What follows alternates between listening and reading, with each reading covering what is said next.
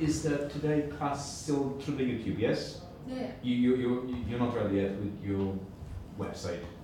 Yeah, it's streaming now, so it should be.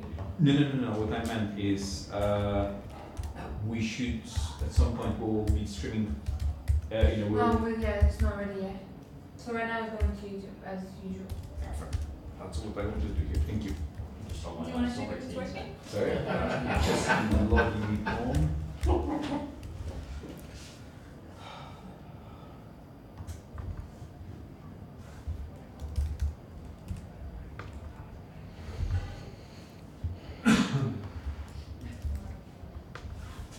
We could stop it for a second yet before it starts. Because when you're starting, just. Oh, actually, we can go live now. Yeah, that's fine.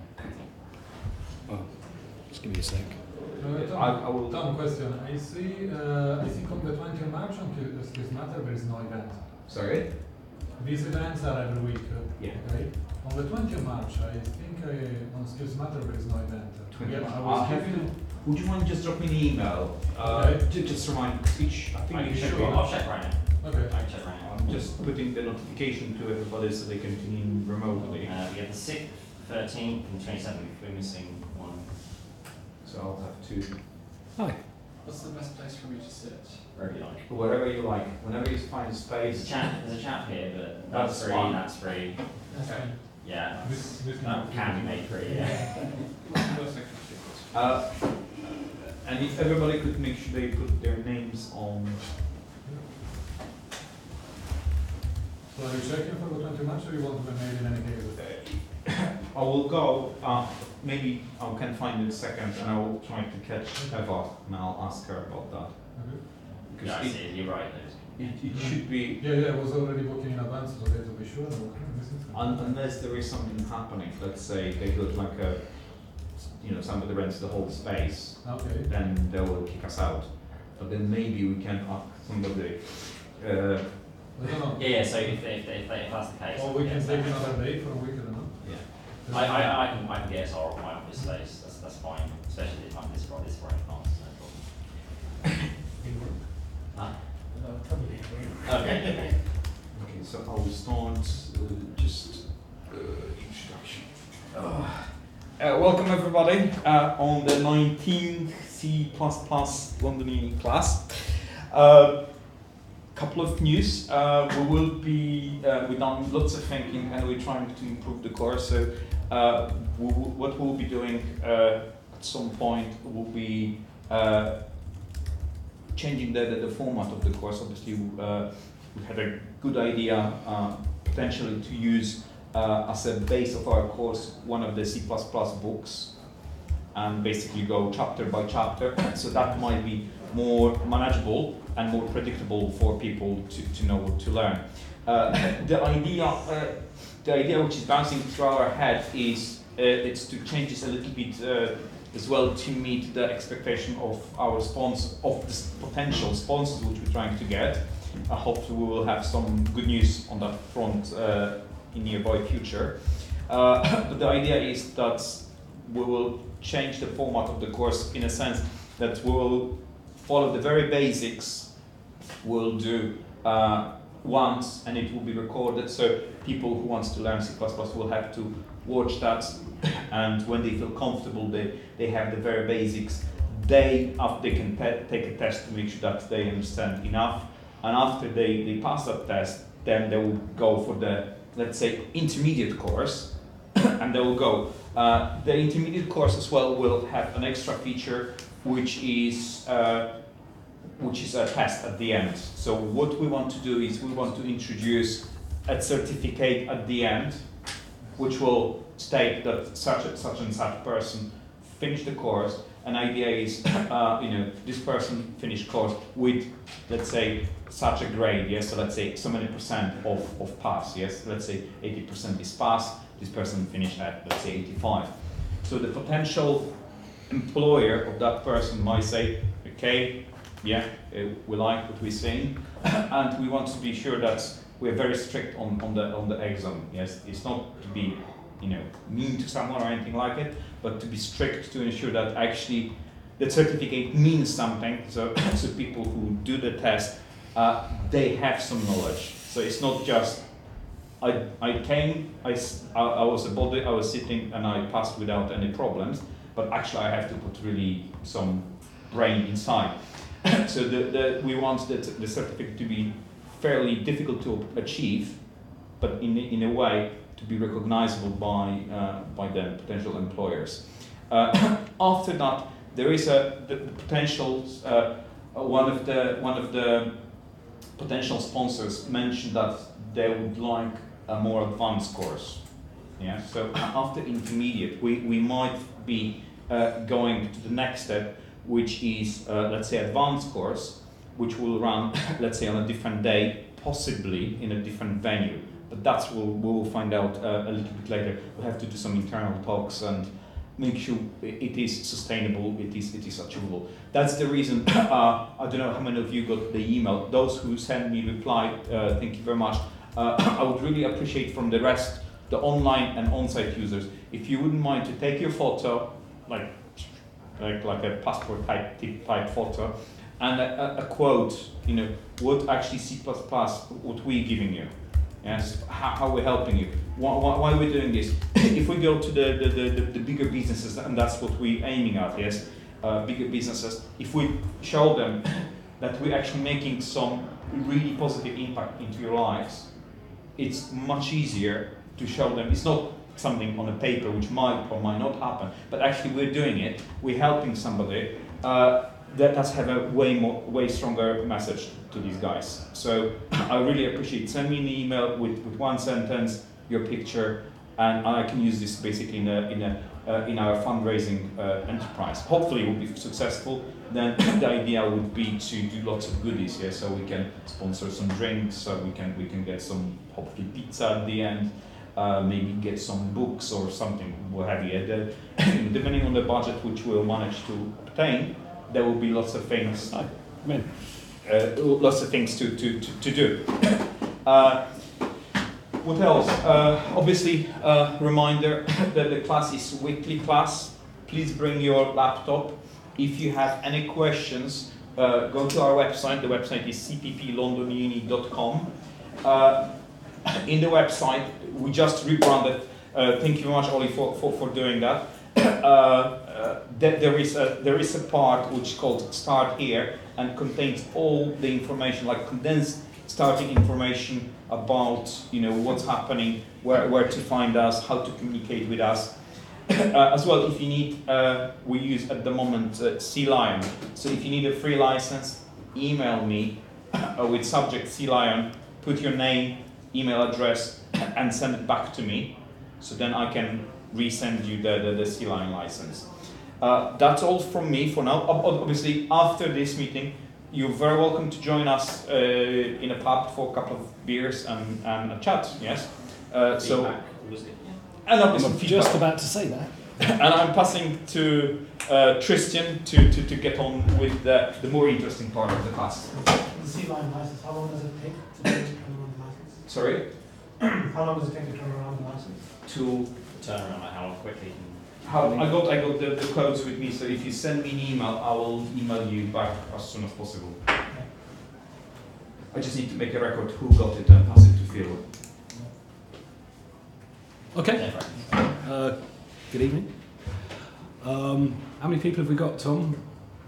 Online? Yeah. Online at the moment 3. Oh, But I just emailed it's everybody. really odd. I'll have to just sort of do that.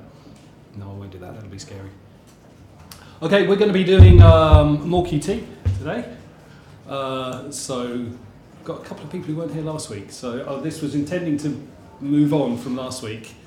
So, when we get onto the coding bit, I'll talk to you guys a bit more because you might be a bit lost. Do you know what QT is? Yes, you familiar with it? Have you used it? Not yet. Not yet. Okay. Well. Okay. First of all, standard first slide. We have Slack is a kind of chat room software, I guess, and we have there's a CPP C++ domain on it, a C++ area, and we have our own channel in that. So if you go to this URL, It'll ask you for your email address. You put that in. It'll send you an invitation to come and join us, and then you can chat to us, bug us about stuff, 24 hours a day if you want to. Lauren's eyes light up. Okay, so pretty simple lesson plan. I'm not going to spend too much time. Well, actually, I'm going to spend a little bit of time talking. I thought it went quite well last week with the sort of me showing some stuff and then you guys doing it. So I thought we'd do that again. We're going to delve into Qt a bit more by actually writing our own Q object and defining some signals and slots and things on it. And after that, we're going to carry on with our Pomodoro. Slightly different, simplified Pomodoro now, but we'll get to that. And then we'll add some sound to it, and then because a lot of people last week found that pretty easy, well, there are some extension tasks as well if you want to have some fun. Okay. Fingers crossed this is going to work.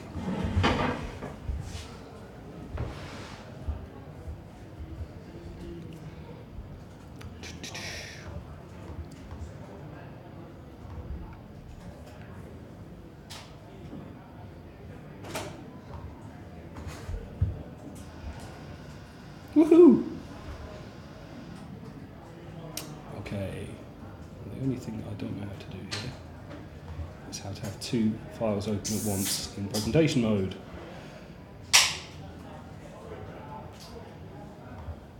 So which Pomodoro is it on GitHub, that project? The Pomodoro timer, okay. Pomodoro Timer 2, isn't it? Pomodoro Timer 2 it is now, yes. Yeah, you can have them both open. You can sort of split tabs or whatever if you want. If you sort of on the actual tabs themselves, you can sort of right click and Yeah. while you're in presentation mode. Well, you can certainly, when you've got them split and then you go to presentation mode, it retains it. Oh, okay, let's try that then. Exit presentation mode. Split vertically. And then, Well, it's fragment ones. sorry? I'm just heckling you, so fragment ones. It's not standard. Exactly. Yeah, I think if you sort of right click on the... There we are, right. So we've got the implementation file on the left and the header on the right. So, see well actually what I did is I started off with the implementation that was in the on the GitHub that you'll see shortly and just ripped out a lot of stuff, ripped out all the links. So what we're going to do is we're going to write a Pomodoro timer that we did a couple of weeks ago, but we're going to use a slightly different interface, and we're going to use the QTimer class, which is built into Qt and makes life nice and easy. You don't have to worry about multi-threading like we did before, and re-entrancy and all that nasty stuff. So, we're going to start off with our class Pomodoro timer, which is going to be a public Q object. So QObject, if you remember from last week, QObject is the base class of the whole. I wonder if I can just move this. There we are. It's the base class of the whole Qt hierarchy. So everything inherits from that. So Q widget, which is the base class of all the widgets, is a Q object. Everything is a Q object. So to define one, first of all, you publicly inherit from Q object, and then you need to use this Q object macro. And what that does is it inserts a load of code into the top of a class that does all the things like registering the type and registering the properties with the Qt runtime. So you can use it with things like QML. So it's a magic macro. Yeah, it's magic, and you just have to put it there. So it does it have to be Q underscore object? Yes, just like that. Because then you getting the public from Q object. So this one here, this is a C++ class that we're inheriting from. Yes. Yeah, and this is a macro that inserts a load of code into the top of our class. And that comes from the include the QTimer. Yes. Yeah, QTimer includes, further up, I see. Okay. will include somewhere QObject.h. Okay, that makes sense. Yep. It's basically a preprocessor defined a bunch of stuff in it, which generates a whole swathe of actual C++ code. But it's just a macro that expands Yeah. by the preprocessor. I don't know if we How can. would you recognize that's a macro? Well, for a start, because it's lit up in green, which is what. Blue, isn't it? That looks like green to me, but anyway, now it's blue. Because, so first of all, C-line recognises it's a macro and syntax highlights it appropriately. And secondly, macro names generally are in all caps like that. Macro names shout at you.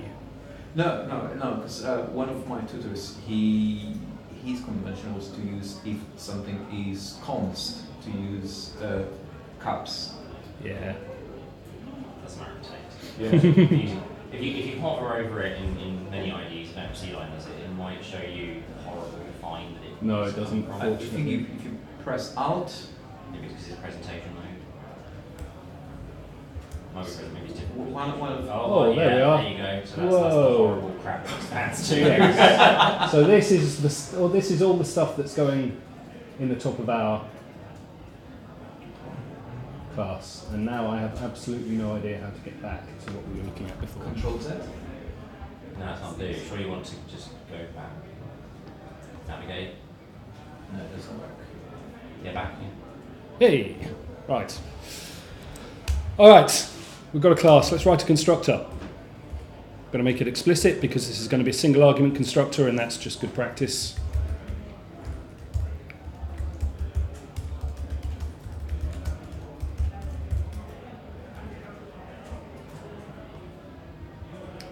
So we've got this QObject parent field that we're setting a default parameter of null pointer. Again, this is just, I was talking last week about Qt's really obscure memory management way of doing things. What this does is when you pass a pointer to another QObject, it registers it as a child, and so when the parent gets deleted, it will delete its children.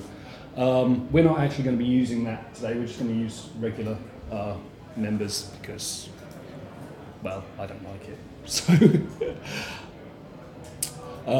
and also what we want to do is we want to wrap a QTimer instance, so we're just going to create a member that's a QTimer and call it timer. So, If I wanted to prevent my Commodore timer from being instantiated without a parent, yeah. what would be the nicest way to do that? So you want to force you to have So we must always take a parent, point to a parent, to an actual parent. Do you have an idea? well, you could just not give it the default argument, right? No, so you take away the default argument, obviously. yeah. Then how Well, you'd have to assert in the constructor that it's not null pointer, I suppose. have a null pointer T over. Oh, no, okay. So you've got this 11 feature, so there's null pointer T. So if you created a second constructor that took a null pointer T, which is the type of null pointer, if someone passed you null pointer, or a new mark was delete, obviously CCG, like, Commodore timer, null pointer T equals delete. You If can someone reckon like that, by accidentally- the way. Precisely. So if someone accidentally passes you either a null pointer or pass you 0, it will match that. Anyway, we'll hop over to our CPP file now and just implement that constructor.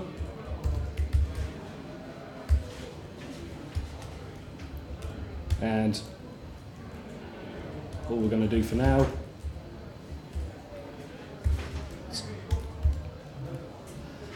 so we're inheriting from the QObject class, so this just instantiates our base class with the argument. Okay, so we don't have to restate it's explicit, we don't have to give our default argument there. In fact, if we did, it would be a compile out. You're using statement, just using QObject, QObject. Yeah, it's almost as if I want to do more in the constructor in a minute. Okay, sorry. Okay, so that's the basics. Now let's, yeah, Have you already done the code on yes. the... Ah, okay. I'm just showing you how I came about it. So it's all there if you want to. If you just raced ahead. Don't cheat. Yeah, but I might forget and I might name things differently. So, okay. So you remember last week I talked about signals and slots. Yeah. So a QObject can fire signals, and these signals are received by the slots on other objects. So you connect signals to slots, and when a signal is fired, the code in the slot automatically runs. Okay. Okay? So we want to, first of all, we're going to define a public slot. So this is code that other QObjects can connect to our timer, and they can call this code. So a public slot is just like a normal member function, just a normal method. You can call it like a normal method, but it has its extra function that you can automatically connect it to a signal. So I'm going to have this member called start, and the argument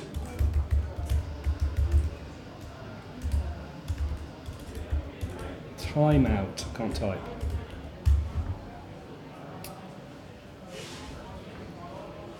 Okay, so this means that hypothetically a user could automatically start our timer by connecting it to an appropriate signal.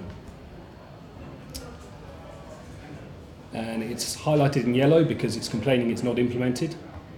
So we're going to go over here and implement it.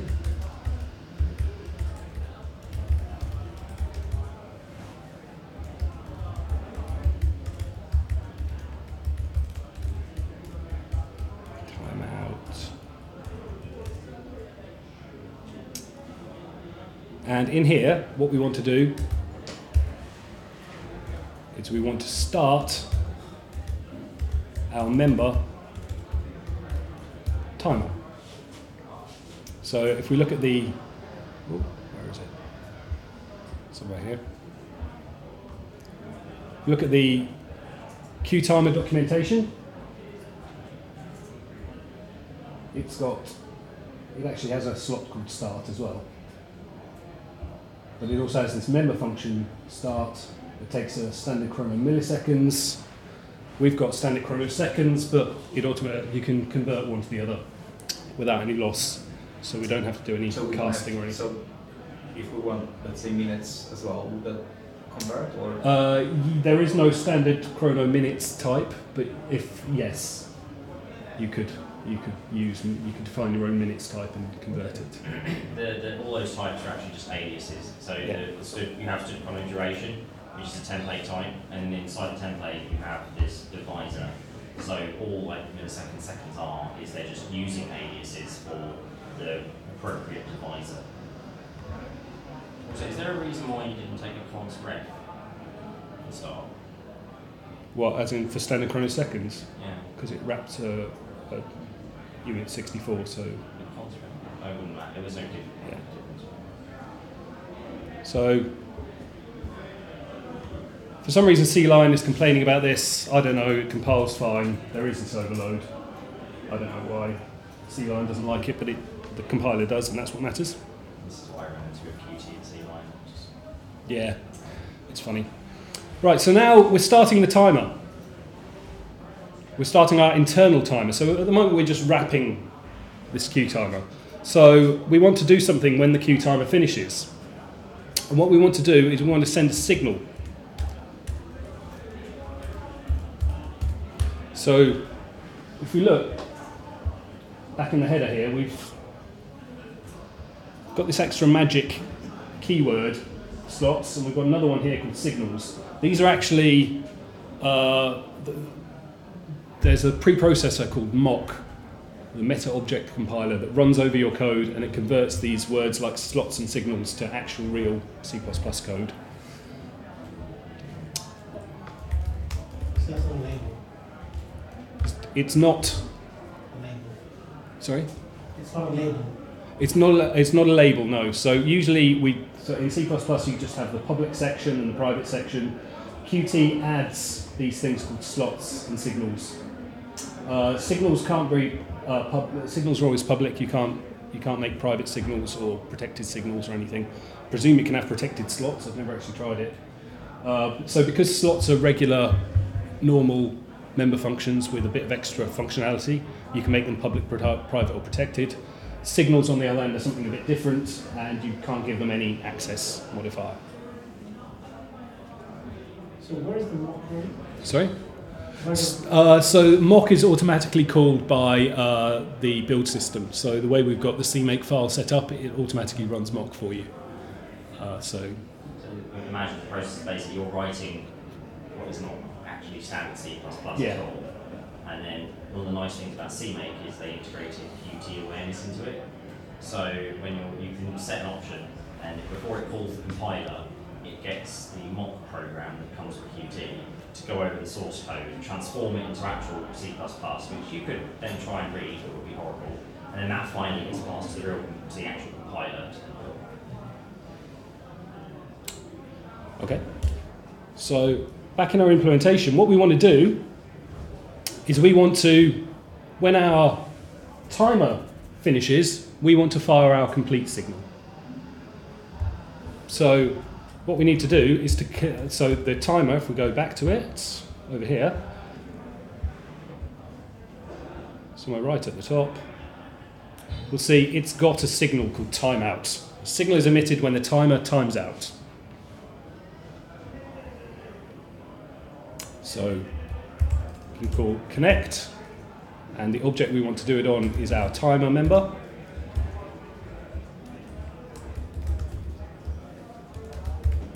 Signal was called timeout. Sorry?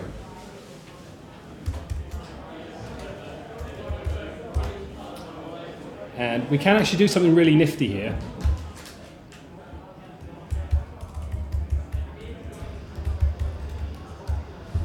I've said you connect signals to slots. You can actually, believe it or not, connect signals to other signals, which automatically forwards them. So this will actually compile. So this syntax, what we're calling here, so connect is a static method of on QObject. So if we wanted to write it out in full, we could do that. We don't need to because we inherit from QObject, so that method is already in scope for us. So we can just say connect. So this is a pointer to our timer. This is a function pointer. So there are two ways of connecting signals in modern Qt. You can either use a text-based way of doing it, which was the old-fashioned way. So the way you would do that would be signal, and I think it was just timeouts like that. And then over here, you'd say we're connecting to another signal. And the way this works is this, again, signal is a magic macro. There's another one called slots. And the meta object compiler expands all this out. And at runtime, it will connect the signal. And it will check at runtime whether the parameters match up. But modern Qt, Qt5, added this way of doing it with function pointers, which I will just actually undo what I just did. Add this way of doing it with function pointers, and this is now checked at compile time, that the parameters match up. Member function pointers, yeah. So the basic thing is that you take, when the timer object fires timeout, execute complete on this instance. You could, yes. But again, I want to go on and do more stuff. So you can see there are actually really a lot of overloads of connect, because you can, as you say, connect to Lambda functions, sort of ad hoc slots and things like that. So we can do this, and this should actually compile. But for reasons that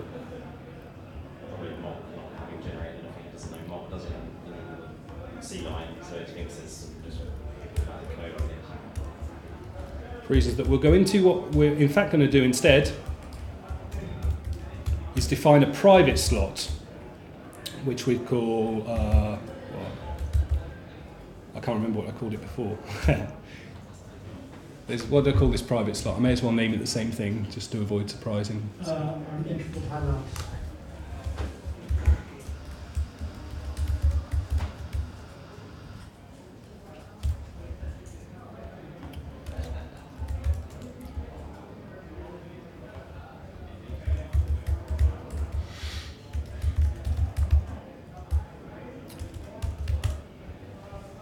And so instead, up here, we're going to connect to our on interval timeout function. And in the interval timeout, just to show you how to do it, we're going to emit completed or complete. So that's how you manually emit a signal. So you notice actually we haven't provided any implementation of this complete over here, we've just declared it. And that's because it's a signal. Qt does all sorts of special things to actually provide the implementation itself. So let's check I haven't completely messed anything up.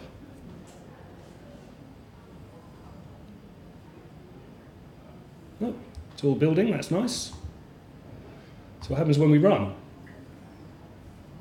We get this tiny little window. Let's have a 4-second timeout, and it doesn't actually do anything. Oh dear. Well, why is that? So if you remember the way our Pomodoro timer worked, what we want to do is we actually want this display to count down. So when we click start, we want this to say 4, 3, 2, 1, 0. So we're firing a signal when it's complete, but that's not enough. We need to fire a signal once per second to allow our Pomodoro class, parent, the thing that's calling us, to update its display.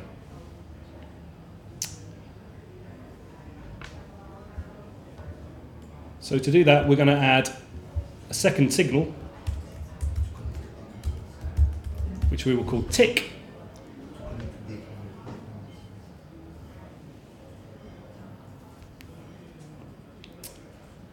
Is that what I called it before? Tick and complete, yeah? So we. If you have any questions, Oh yeah, absolutely. Just fire on, because that's the easiest. Oh, definitely, yeah. Don't be shy. Otherwise, I will be the only idiot in a class who doesn't understand something. So, come along with me. So now what we're going to do is we're going to do things a bit differently. We're still going to have our Q timer, but we're going to set the Q timer for 1 second. And we're going to count how many times it's gone off, and we're going to count how many seconds we've got remaining. So we add a private variable called time remaining, or just, did I call it remaining before? I think. So we're going to add this private variable called remaining, and we're just going to set our Q timer for 1 second, because the Q timer, unless you do special things, it will automatically repeat. So we now set our remaining variable. So in our start method, we set our remaining to the timeout, and we tell the timer to start with a timeout of 1 second. So this 1s is a special thing you have to include, or you have to use namespace standard chronometrons to get it. Your start method, you've hooked that up to the GUI yourself, so it has to be called start, right? The name's not arbitrary. No. Okay. Actually, no, I haven't at the moment. That's something somebody's going to have to do. That's a good point. I meant to start from the solutions branch, but I started from the master branch, so it's actually not going to work even if we get this right. That's why I'm not getting any compile errors yet. We're live. Right, so now, what's going to happen? We've connected the QTimers timeout to our on-interval timeout. So we need, and this is going to fire once every second. So now, what do we need to do in here? First of all, Is there a reason you put this remaining on start? oh, not particularly. Okay. That'd be fine. Not shadowing it. No. I just wanted to make clear it was a member variable. So, in the interval timeout, what we do is we reduce our remaining. It No. have to be pre, could it be post? It would be post would be fine in this case because we're not using the return value, but generally it's a good habit use pre operations, pre-increment and pre-decrement rather than So post-increment. it wouldn't go even by accident below 0. So to explain this, as I did once before. So imagine I have a class and its constructor, copy constructor, will print something to the console. Okay, and it happens to implement the decrement operator or the plus plus operator, whichever one. So if you post decrement an instance of that class, well, it's obviously got to return a PR value of the original value. So it has to copy. So it takes the original value, or takes the current value, copy constructs a new instance. You're going to see a line to show that it copy constructed, and then it's going to decrement an existing instance, and then it'll throw away the copied instance. If you pre-decrement or pre-increment, it doesn't have to create a copy of the instance because it's just going to change it, and that's what you get. So that's why post-incrementing and post-decrementing can have negative side effects if the copy constructor does something expensive or anything like that. Does that mean you can't post decrement if you don't have a copy constructor? Effectively, yes. You delete the copy constructor, you can't do it. Yes, some of the iterator classes do horrible things, like return you a proxy from post increment and decrement. It's all a bit ugly. You write a class around it, but then tries to grab it.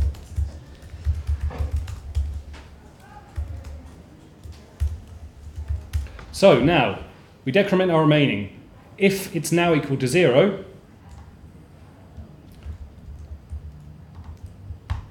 then we want to emit our complete signal. And also, we're going to call stop on the timer, which is going to prevent this signal being called again, and therefore going into negative time, which would be bad. Otherwise, if remaining is not 0,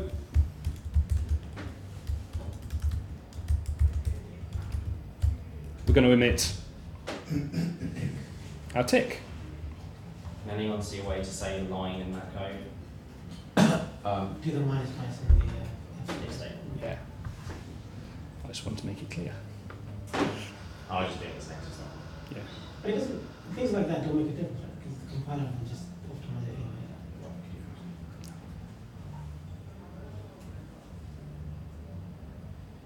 anyway. Okay, so now we're very nearly there. What we're going to do is we can also, just to help the UI class, we're going to, as soon as we start, we're going to emit a tick, which is, it's a bit of a hack because I know what we're going to do with it. It's because we're going to update the UI when we receive the tick signal. So we're going to emit one right from the start. Okay, sorry to interrupt you. The signals, there's no code behind them.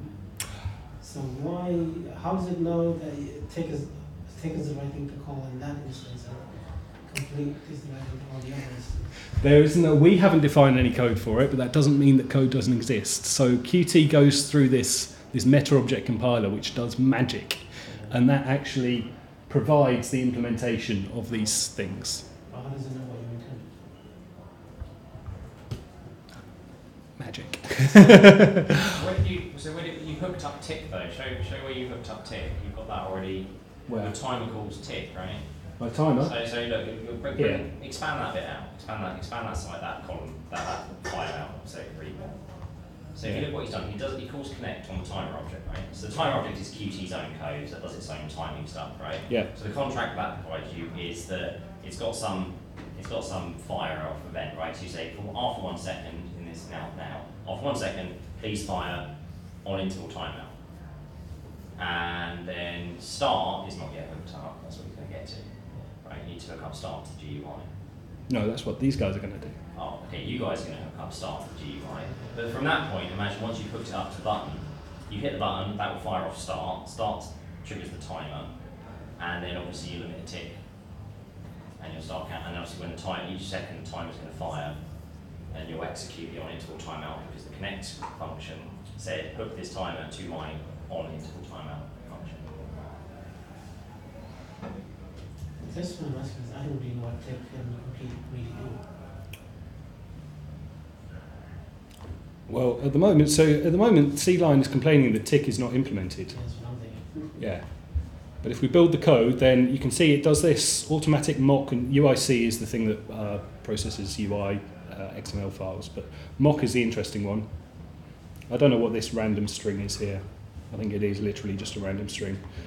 So this executes the meta object compiler.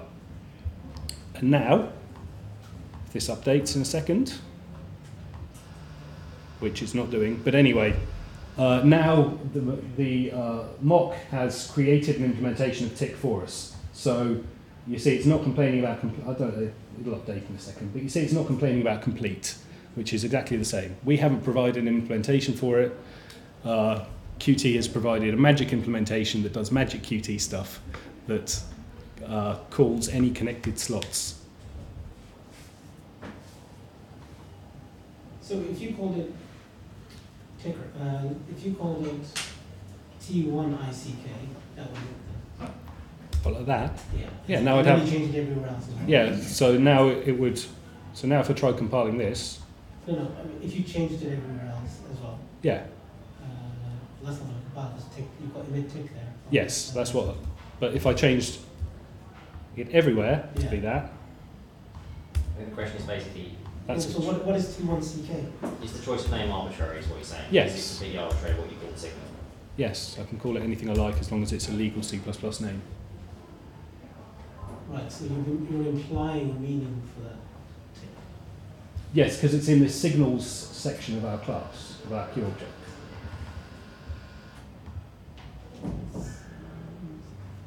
It sounds almost like these are just handy names that you're using to connect this and your code together. They basically are, yes. Okay. Yeah. Okay. So there's actually effectively no code behind it. No, there is code behind it, just not that we've written. Business logic code behind it. Not that we've written, no. Yeah. No, that happens in the slots. Okay. So it's a way of linking your slots together. That's precisely what it is, yeah. But there is one other trick we can do. So if we, and again, hopefully this will work now. If we run, we've still got one running. It's the wrong one that you closed. It doesn't matter because it's not going to do anything anyway. So if we remember what we want this to do, we want it to say 543210, and that means it'd be really handy to have the number of seconds remaining when we receive the signal. It'd be nice if it told us how many seconds we had to go. Unfortunately, that's really easy to do. So in our tick, Unfortunately. sorry, fortunately, that's really chrono.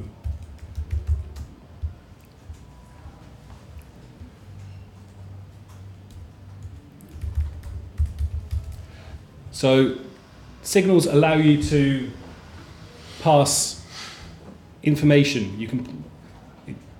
Our complete doesn't have any arguments, but tick does take an argument, and that means that this information is then passed to the connecting slots. This is really bothering you. This is, yeah.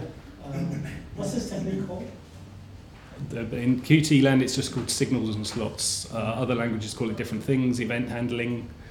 Yeah, but event handlers still have code that you've written that you can see the link. No, event handlers would be the equivalent of slots. This is, the signals emit events. Okay, it's an event. Okay. Yeah. Signal is like an event, a slot is like an event handler if you... So if you have a slot that reacts to the tick signal, Yeah. Would you just call that tick and then automatically? I'd probably call it on tick or something like that. Okay, and then you specify somewhere in there that it responds to the tick signal. So then you'd use this connect function to connect the Okay. tick signal to the slot which handles it, the tick handler. Okay. So Qt call for timeout is a signal, right? Yes. So you're saying that signal goes to the slot. That makes sense. Yeah. So we're connecting, if you prefer to think of it, we're connecting an event to an event handler. Yeah, that makes sense. But then if you go to start, Yep. you've got timeout, which is your second. That's seconds from, that's the Okay. initial timeout that we want. Okay, and timer is start. So now it's complaining that we need to pass an argument to tick. So in the first instance, well actually what we'll do is we'll pass it, we just set remaining to our initial value there. And in this case, we're going to pass it remaining as well. So now anything that connects to our tick signal is going to find out how many seconds we've got remaining. And maybe a way to think of it is like in pure C++ terms. Imagine I have a class with a pure virtual function called tick, right? So then, if you were just doing C++, you'd have, say, another class that takes an instance of the pure virtual class, so the interface class, as it were. And then somewhere else, someone's going to construct your class and give it an implementation of the interface. So signals are effectively that. Those functions expand into just pure interface calls. When Qt runs over all this stuff that actually implements these kind of interfaces, these signals, when you dispatch the tick in this class we have now, Qt is going to plumb that into something that actually will execute some real code for what's meant to happen when tick fires. But that implies that Qt understands English and knows that tick is different from complete. Well, it does literally parse that code. Like the mock thing literally passes the C++ syntax. Okay. I'm not getting. If they were called tick and complete, and they both had no arguments, would the code that Qt generates for them both be the same? They would be separate functions because they have to dispatch separately. The idea of signals is that someone will fire a signal, Yeah. and then other people can listen for the signal. In the same way that one guy is going to take a pure, an interface class instance, and another guy is going to implement the interface class instance, and you're going to plumb them into each other somewhere. Yeah. Qt's the guy that does the plumbing for you. I do get that, but I guess what I'm saying is, for example, if we took another language, tick and complete would be objects or instances of classes. They could be. And here, what are they? They're member functions of the class Yeah. that we haven't implemented, that Qt's implemented for us, and in that implementation it does the thing where it passes the argument to all the completed slots. The only thing I can think of is that somehow the preprocessor is deciding that you are overriding, like take a complete existing key object or something. So Automock generates real code. It generates real C++ code. So imagine the implementation could be that when Automock runs over it, it generates a function for tick that will iterate over a stood list of functions. So if you don't register it, so when you write your code to get run through mock, you'll have something to register for it. So when mock runs over it, it then goes, oh, this guy should be called, stick him in the stood list.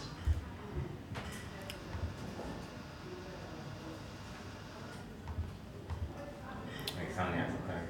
Yeah. So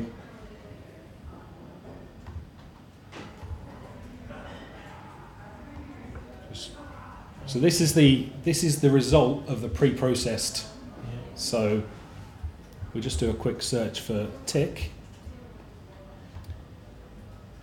and we'll see what it's done is actually given us the implementation of this function, and it calls this internal function QMetaObject activate. So that's okay. So you see the code is almost exactly the same, apart from the fact that it's having to take account the fact that you've given it An argument, an yes. argument. But other than that, the only other thing that it's done is it's given an ID of some sort, 0 and 1. Yes. I don't know what underscore A is the argument. Okay. And we've got some string handling there because you can introspect the signals and slots of a Q object at runtime and the properties if we had any properties, but we haven't. You have this horrible Qt static metacall thing that kind of does runtime dispatch to the yeah. So this is all horrible evil code that you should never usually care about. But I guess I'm trying to understand how it, in principle, how it is actually working. And ultimately, it's all just C++. Yeah. It is, but it seems Ugly.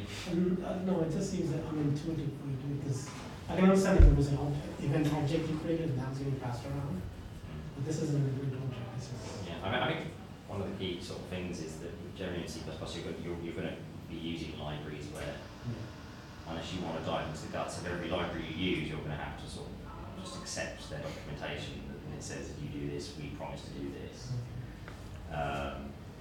Because it's like the guts of Qt, as you can see, are crazy. Yeah. There's reinterpret class everywhere. I was complaining about that already. Yeah.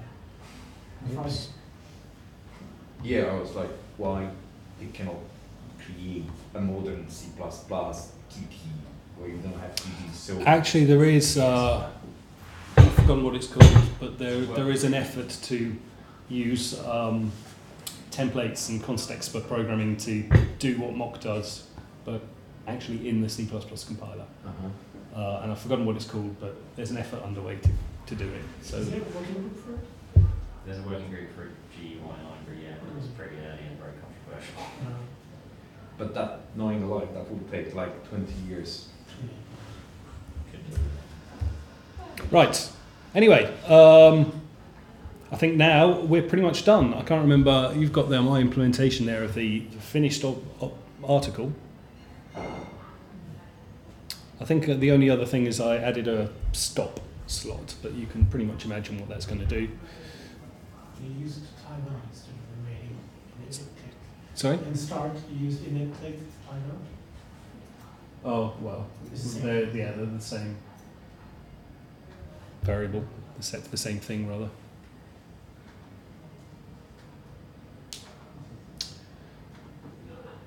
So yes, Qt is a lot of magic, I think is what we can take from this, but it has asynchronous slots and it has asynchronous signals, and you can connect one to the other. And that's really how the magic of the GUI works, because, sorry. So the start emits a tick, the start slot emits a tick. Yep. And then what's picking up the tick? any code that has connected to the tick signal. Nothing yet, okay. Yeah. Okay. Okay, and every second we'll count down, we'll decrement. So we start the timer, and once per second, the timer itself will emit its timeout signal. And up here, we've connected its timeout signal to our on-interval timeout. And in that method, we decrement the number of seconds remaining. We check if it's equal to 0. If it is, we emit our complete signal and we stop the timer. Otherwise, we emit our tick signal and update anybody who's connected to our tick signal. But nobody is connected to our tick signal because that is your job. So, hopefully this works. It mostly did. We have Pomodoro Timer 2. So, Pomodoro Timer 2 is defined in this repository. it's got the completed version of that Pomodoro timer class. You don't have to worry about copying what I did for yourself. It also has a sort of simplified version of the class that was in Do Not Read last time. So now you're allowed to read it. And in fact, you're allowed to modify it. In fact, that's your task, is to hook up the UI to the timer. So if you go to that URL in your browser, it'll give you the clone link, and then you can use Git to get the code.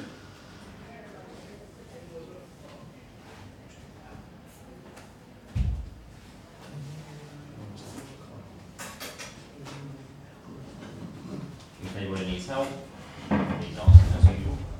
Yes.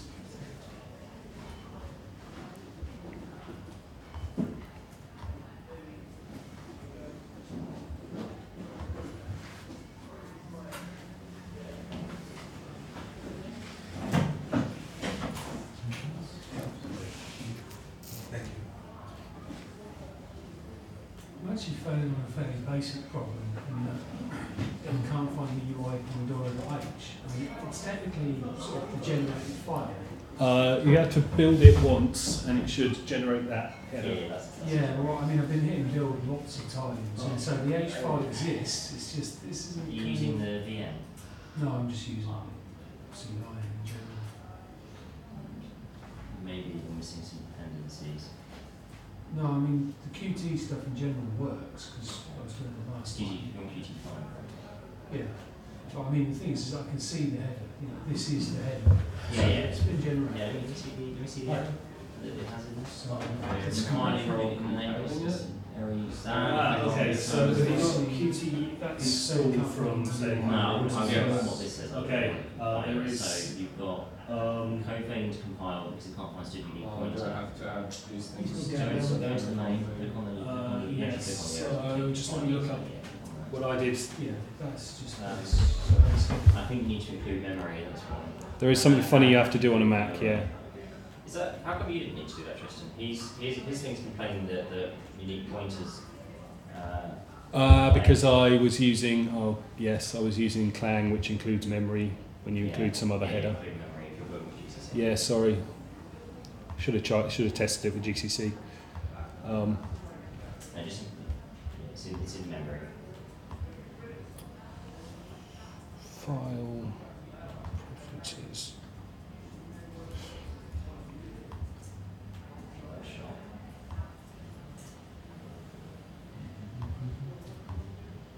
yeah, thanks. Okay, so if you go to, you're using C-Line, yeah? Yeah. Yeah, so if you go to the C-Line and then preferences,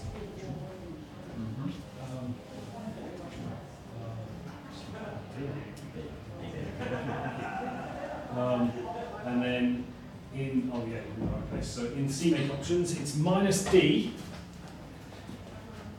Small d? no, capital D, capital Q. It'd be easier if you just have a look at this and you can see. Unfortunately, my laptop doesn't last for more than a few seconds if I unplug it. So Oh yeah, that's yeah, so.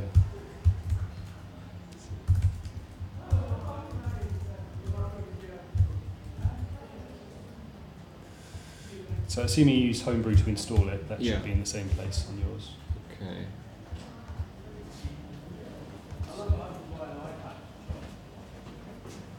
Cheers. Well, I think that looks a lot better. Excellent. Okay, Woo. thanks. You just clang. Clang includes memory from a load of other headers. I run into that all the time. How? Because the implementation of something in Oh, Clang. it's one of the standard containers you're using is using it, yeah. Something like that, yeah. Tricky.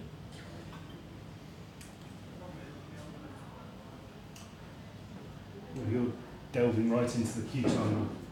Sorry? You're delving right into the QTimer code. Oh, are you? Well. That's pleased. No, not tricky. Why? On the main, yes.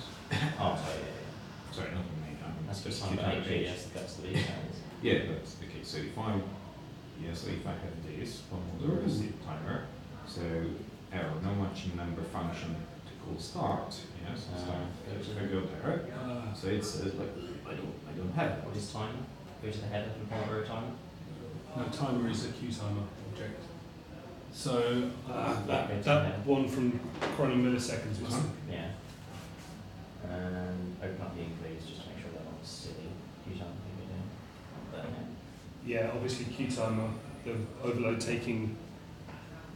show me the code. Oh, no matching. Yeah, the No overload. matching, but yeah, okay, go through the implementation. Using this kind of I think what it is Tom's got an older version of QT that doesn't have this overload. So you got an overload you're that not, takes. not using the VM. No, but I should be very much up to date. Version QT is. I'm using 5.9. I think the one we was 5.10. Yeah. QT. Yeah. 5 lines. Qt Creator. Because the sound stuff doesn't work. Not the same way. But I didn't have any. Check your package manager by apps. So what you can do instead, Tom, if you just want to. Search.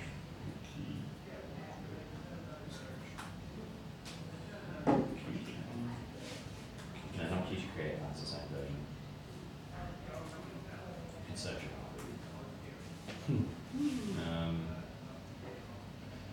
Qt5 dash. What's the standard bit? Go up.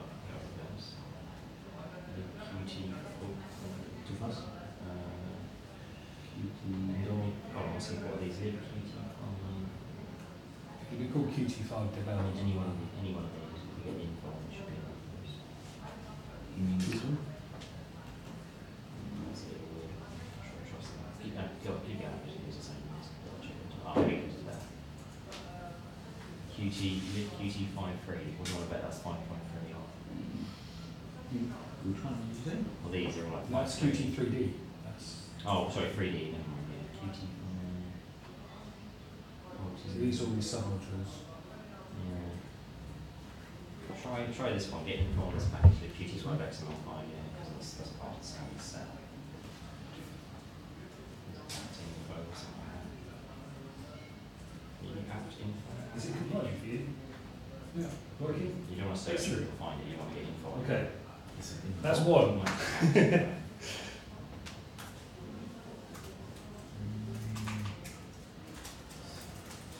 It is. EKG dash query.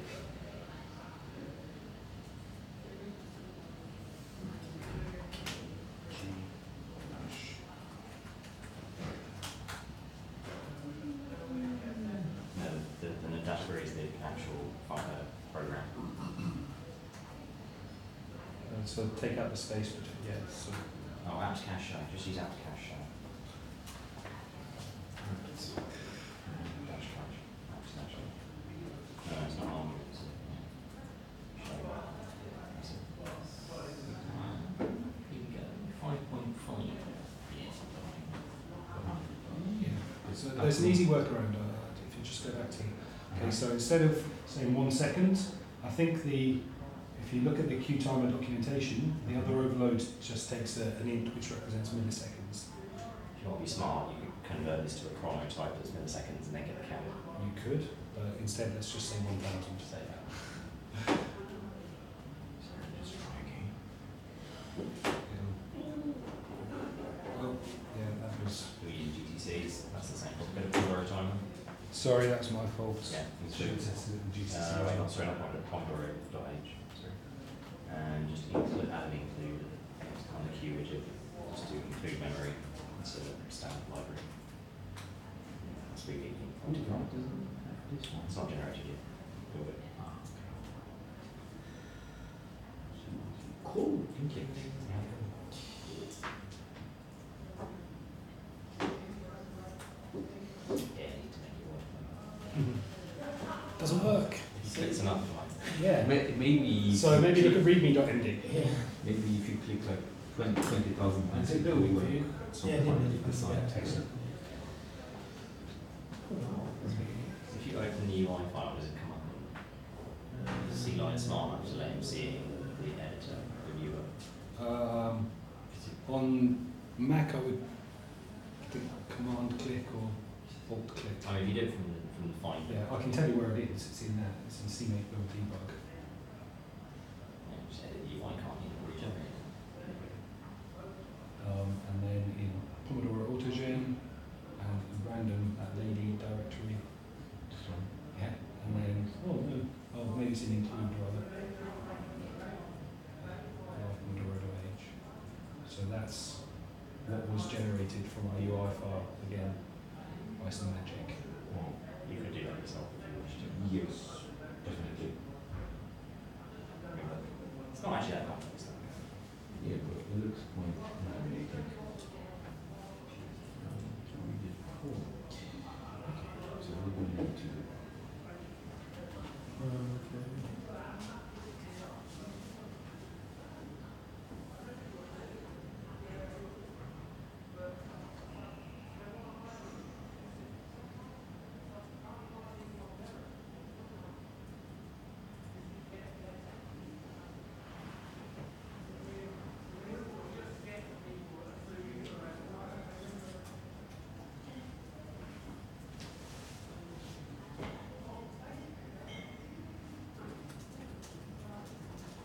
I'm actually just going to add that memory thing and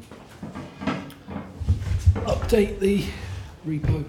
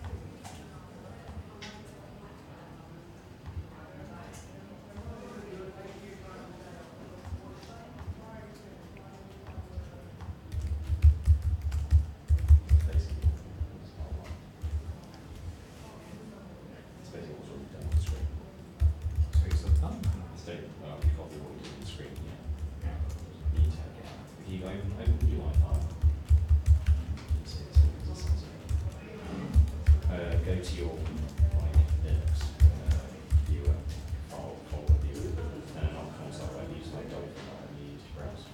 I use browser console. So go to the folder.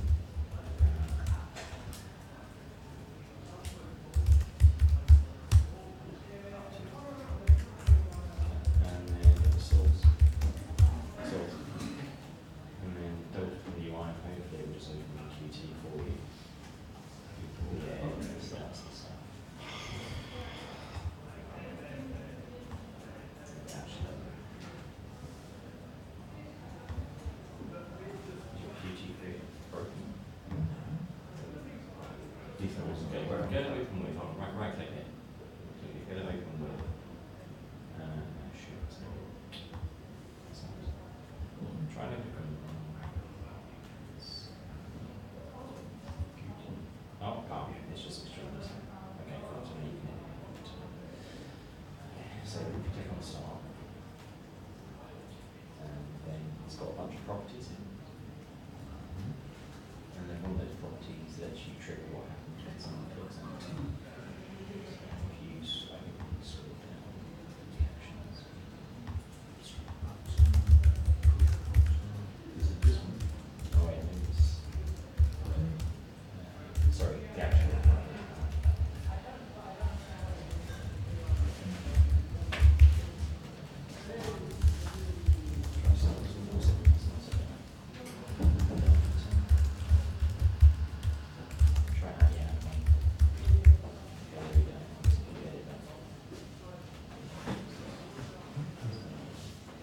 In the Pomodoro class, Mm-hmm. after the note saying this slot is activated, as if it's already done, or has to complete from what the slot should be doing.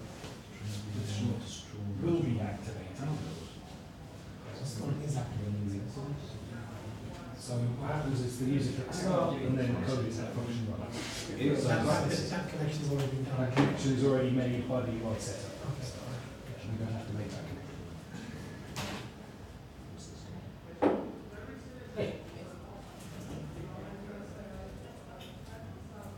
You missed some fun but rather confusing introduction to Qt. Signals and slots.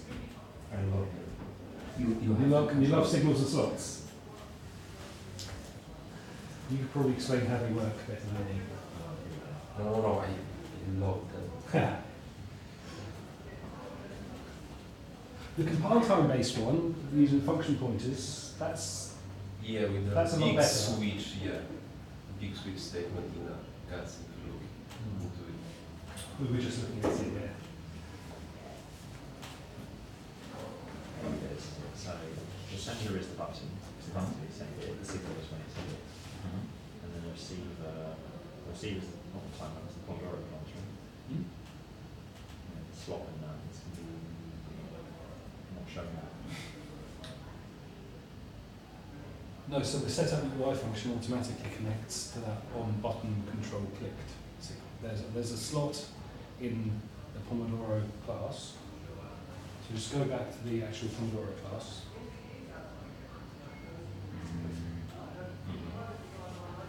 It's called, so it's on button control clicked. Yeah. And that's a slot, and that's automatically gets connected.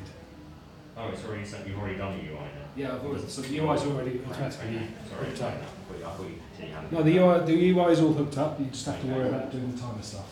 Out of interest, where the heck is the trick? Is the signals for this? Because I literally forgot my first did this for the day. Funny enough, I was looking at that earlier and I can't work it out. Where did you go to hook it up? I didn't. I just copied your code. Oh, okay. So I assume you did some magic. Oh, I know how I did it. It's not here. It's not here. It's not. I even looked at the generated XML to try and work out what it was doing. It turns out the XML is really small. It's because the reason it worked is because this is actually representing the GUI bit. Got the timer, didn't Oh, sorry, that's fine. No, you're right. Sorry. it? Okay, so UI Pomodoro gets generated from the .ui file. This is right. Okay. What I'll just say is here. This is I have the generic object. I instantiate my UI GUI. And because it's actually now living on my class, this is bound to it. That's in the set. So the binding happens in the setup UI function, which you My constructor, so I have this unique pointer to my type. and then we call setup UI with this. So you can actually, if you just go to the definition of that function,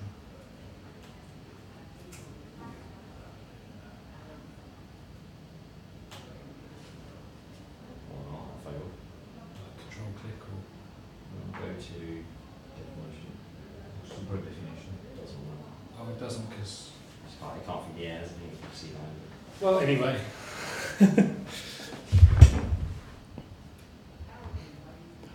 I like this though. Qt is magic, and you guys don't trust the magic. You're gonna be, it's how it should be for I'm not C++ surprised. programmers. I'm not surprised Okay. why many people think about developers like Gandalf. So when it's fine, so this gets called when you click the button, so now you know that. So I need to stick some code in here. Ignore, don't worry about constructor. When the button's clicked, it fires this function.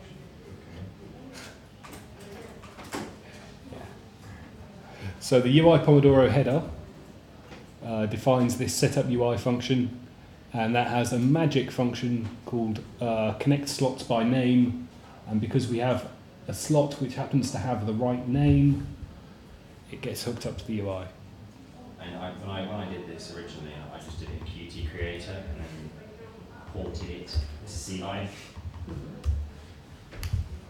The thing is, if you're interacting with Qt directly like this, Qt Creator is a much better experience. When I did it, I extracted it all the way, because obviously the idea was to teach like C++ stuff on Qt per se.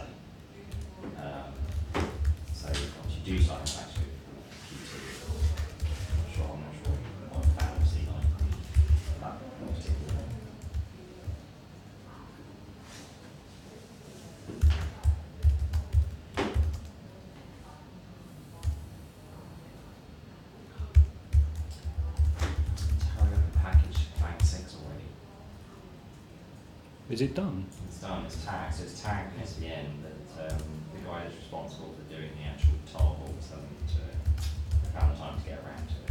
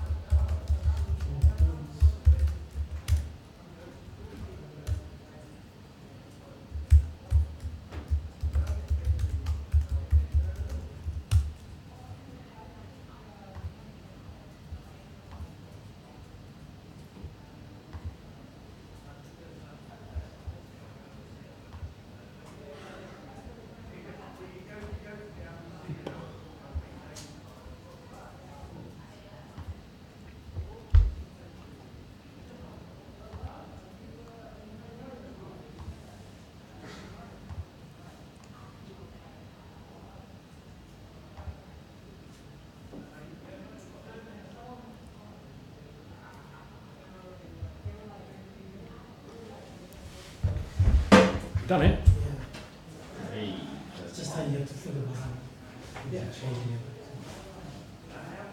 Let's have a look. what would you want to happen? Yeah, that's what I'm trying to think. I can't. Well, it should start taking time. So that's in the time, so where's the, So the timer should go down. where's your word? So, go to Ruby for a second. Sure. Commodore.cpp. This one. Cool, okay, yeah, so go to the head. Only because So he's already given you his some answer. time here. Yeah, so originally I wasn't going to do that whole thing about Oh, going through yes. signals. I was just going to say do it. I thought people are going to So they go go, to well, time. how do I do this? I have a countdown, but it stops at 1 at 0. Start things off. Ah, that's interesting. Bingo, okay, so you've obviously go to the class and it's, you can time a variable, who's a member of the class. So what do you think you would need to do to fix that? No, you already have an instance on the class, you don't make a new one, so it's a bit destructive, obviously. Oh. You return. So there's a timer. That's an instance of Pomodoro timer. So it's a class instance. I mean, I didn't The like It is a class, no, you're right, you want to use it, you want to use that object. much magic you should do. Right? Yeah. So what do you do when you want to call a member? Decrease it. Call a member function. You want to call a member on the Ah, phone. function.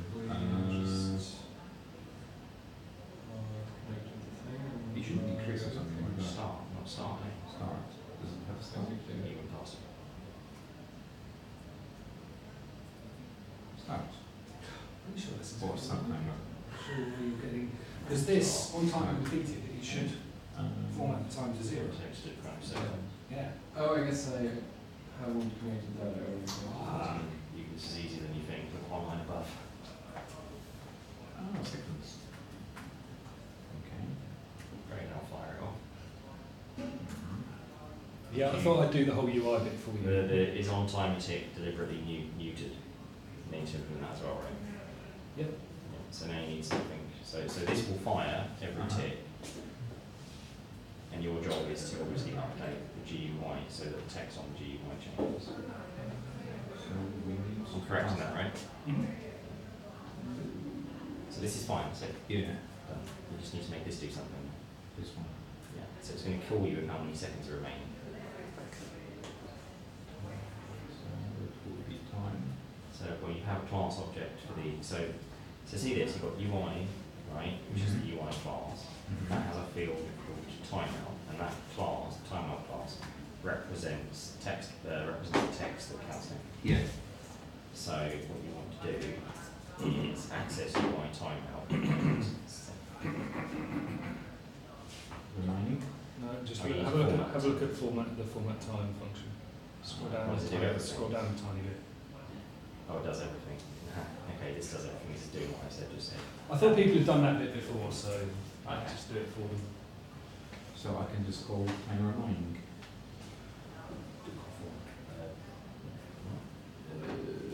Format time, yes. Format time. That's when it's completed. Time. And then Given the amount of time that's remaining.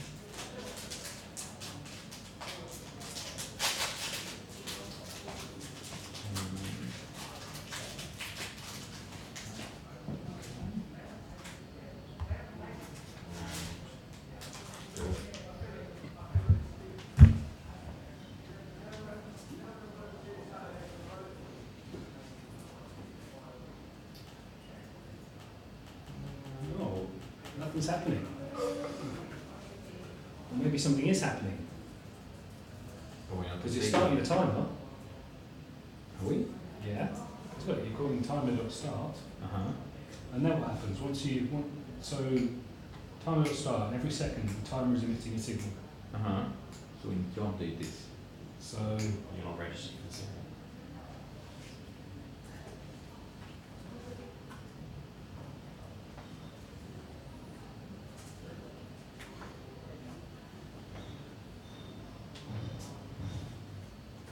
What does he need to do to get the event set up in the constructor, surely?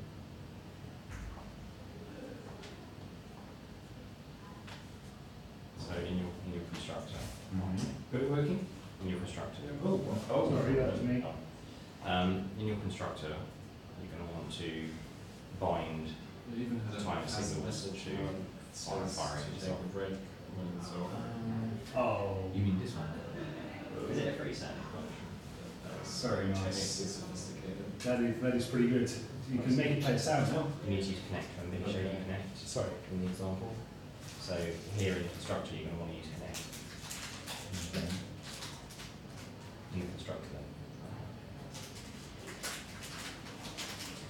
This is the body of the constructor, right? That does stuff.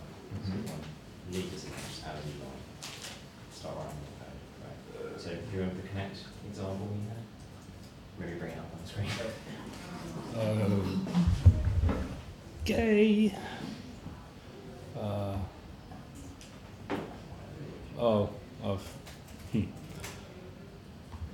Or we can just do this. No. If you just have a look in Pomodoro timer.cpp, and the first line of the constructor will show you. So, where's the example? Connect. Still fine. This is a reasonable example. So, hang on, Tom.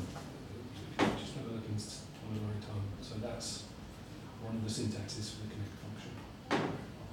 It's a very easy.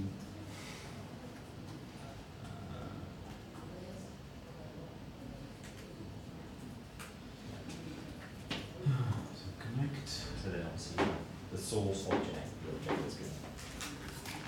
So you need to give it four arguments. So the first one is the address of the source object, Address. a pointer to the source object. So point Address there. pointer. Pointer. Source. And then the Pointed to the source. member function pointer to the source signal. You can also, there's a way of doing it with like string names as well. This is the modern way. The third argument is the pointer to the destination object.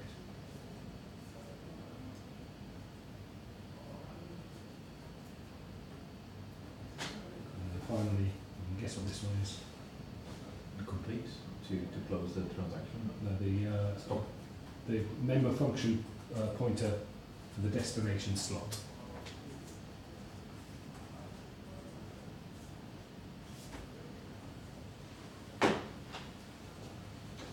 Or pointed to source instance. So if you look at this example, right, he's giving it pointer to the source instance, i.e. the one emitting the signal.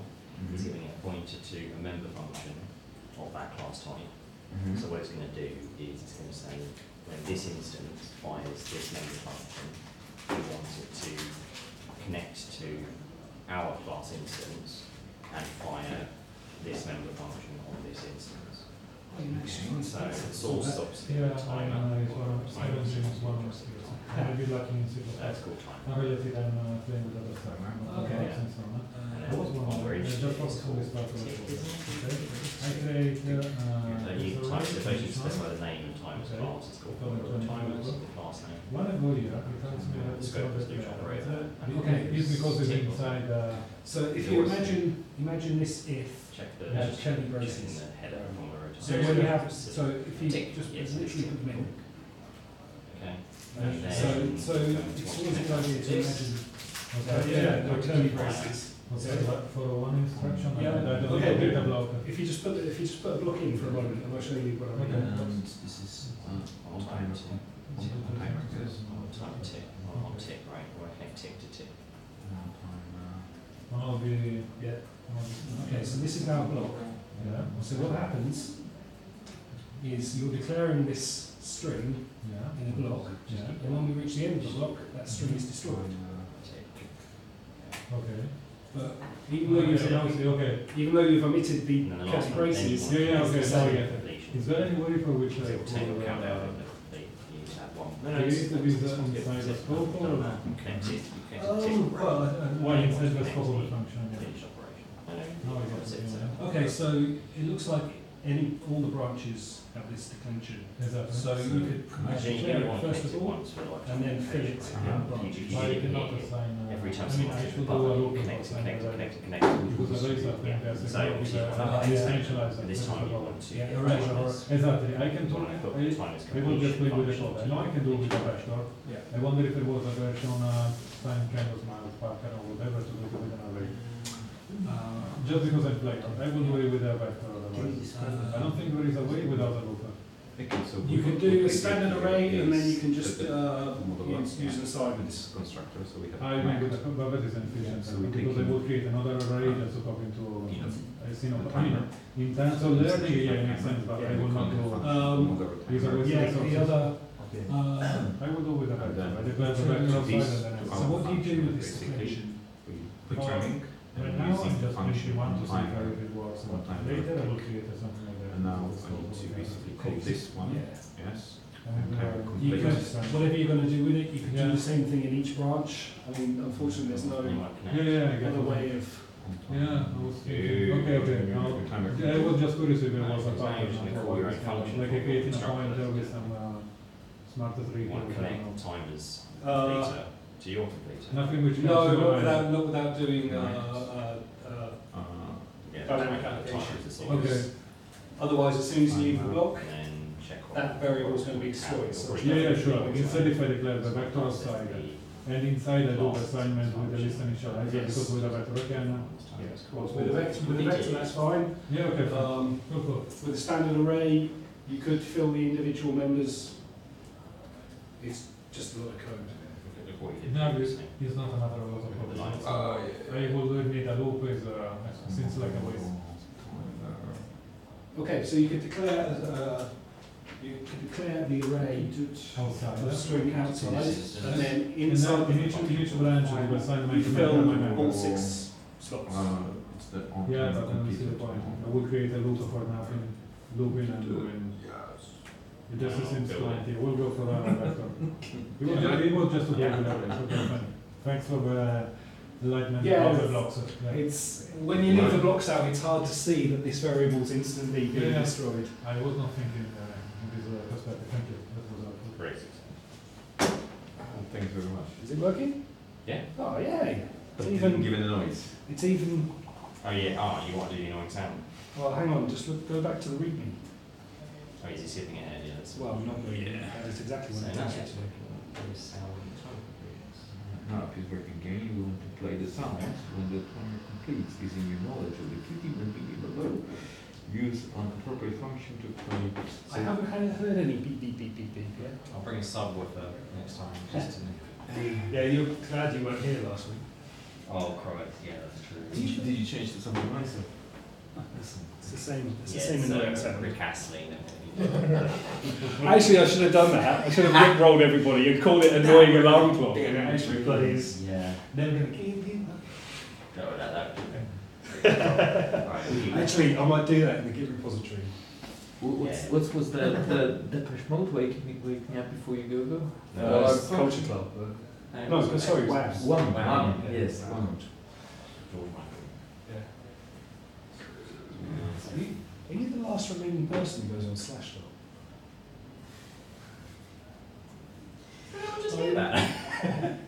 1998 called. They want their tech news I've site. been visiting Slashdot since like probably 2001 because I didn't get internet till then.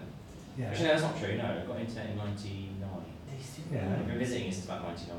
So did everybody else in '99. It's just most people stopped about 2004. Yeah, I know it's not. Slashdot's alright. I mean, it's very different from what it used to be now. It's all community source news, but like the two main ones I go to are like Hacker News or Y Combinator. Yeah. Everyone knows that one. It's just And I find that the comment section on Slashdot is. we have a winner. No, I was just. Oh, no. So did you want the sound to be played using Oh. signals and slash? Just so weird. Well, do it the way you find easiest first of all. So do you remember this from last week? Got it all working last week, didn't you? Except sounds like Busy. Because I'm going to read one. You can't even use the Q sound. We got one. No, I can build it. It won't. I can just Okay, So do I need to create separate sites? So no. So if you look at the Q sound effect, On our age or? Yeah, API, it's got And some obviously, you only want to play when it's slots finished, you which can already connect. looked up here. This is what Signals Firefox is to. finished. And So you can connect more than one signal to a signal. Exactly. That was what I was trying to demonstrate with that. Yes. But I need to create. Have as I many don't have the slots as you want connected to one Create signal. class. How long does the class object need to live for the multimedia and the only use it? Does it have to live beyond the playtime, or can you just destruct it and it'll carry on playing? It depends which API you use. So, if you do you remember how? Do you remember how at the beginning of last week?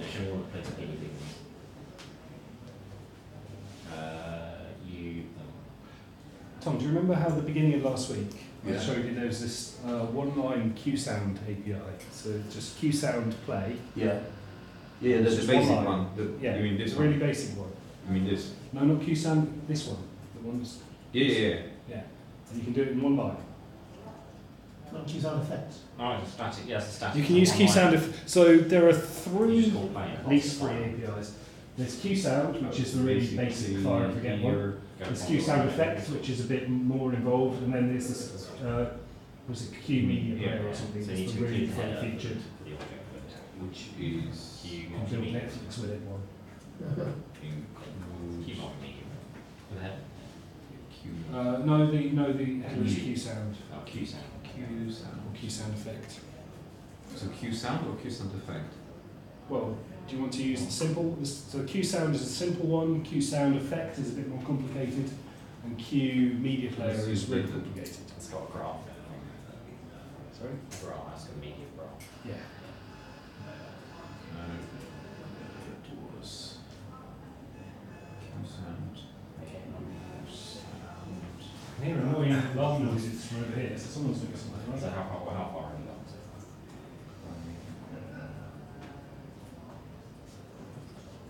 So you got the header.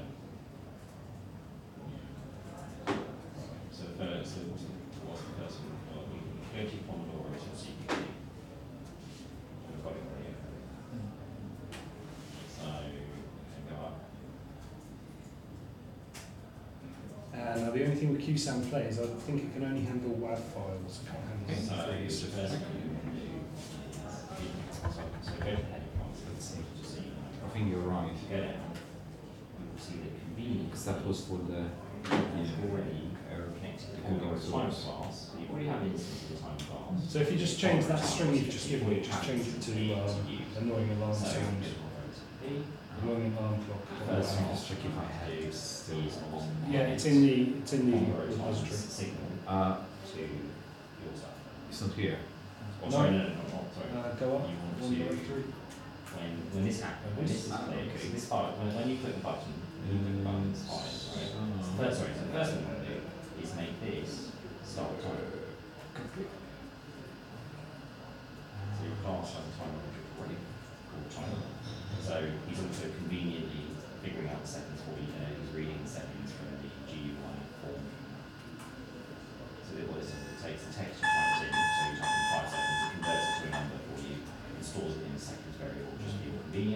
after that's done, you then want to start the time.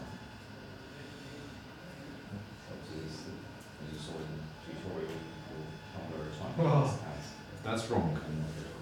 That's wrong because it's playing straight after It's playing at the start, yeah. You don't want it to play at the start, you want it to play at the end.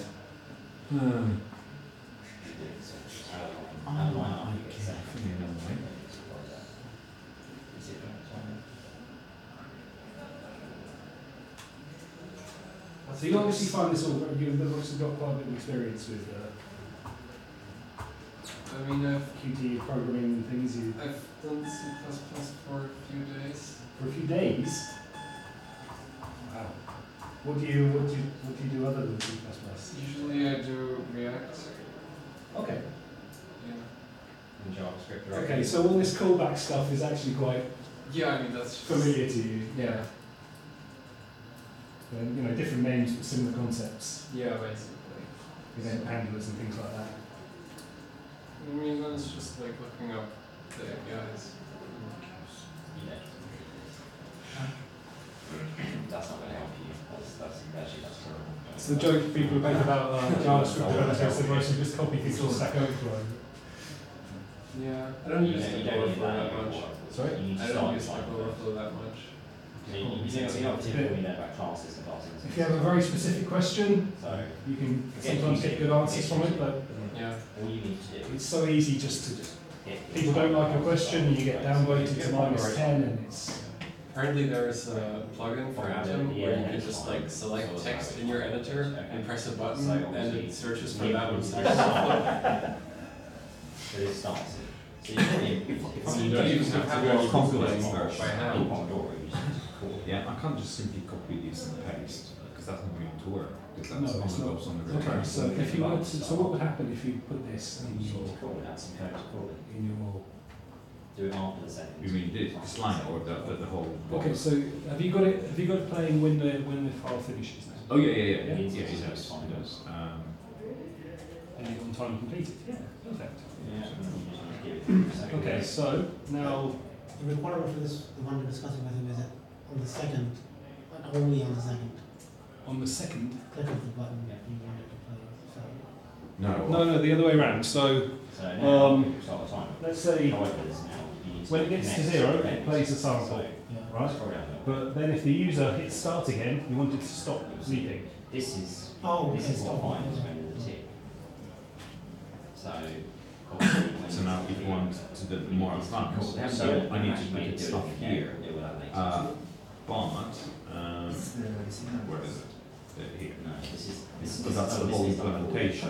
Okay, so for the next one, I used the Q sound effect API. You could use a media player, I'm sure, but I didn't do that. I used Q sound effect. So what you want now is for this to get called. We haven't done anything with it yet, don't worry about that. In the constructor, So that will be this one. To our timer.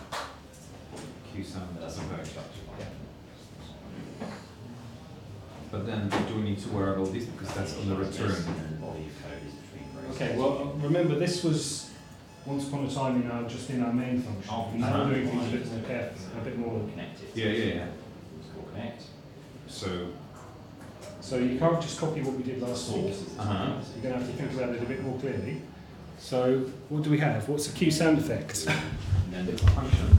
Well, no, it's a class that represents a sound effect. Yeah, this but is now we should. Sorry. I was thinking we could then basically create a function that will basically have the whole internals for playing sound and then just call the function from complete. Well, that's what you did there. So Q sound play is that function. It just you give it the file and it plays it. And then when the file's finished, that's it. Okay. But now, so you've gone to the README, right? It says what we want to do is to have a bit more control, so that rather than just playing the sound, if the user hits start again while the sound is playing, we want to stop the sound.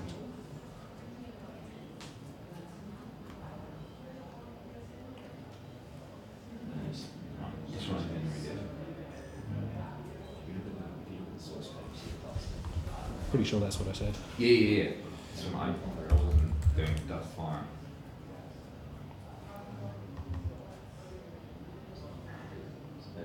What's happening now? So if it's That's where you probably shouldn't have called it Pomodoro and Pomodoro timer. It's confusing. Yeah.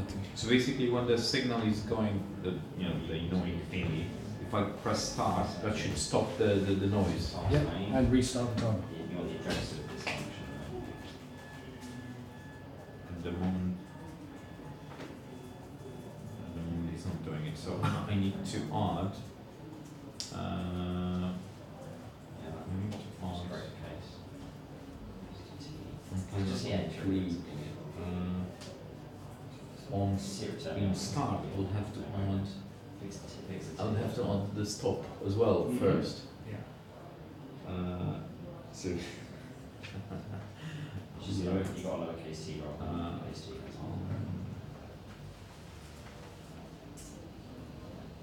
And the smoke resolution operator, if you want to give it a member function.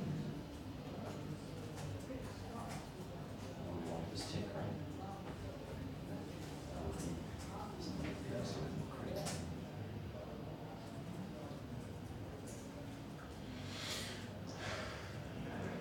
Okay, next argument.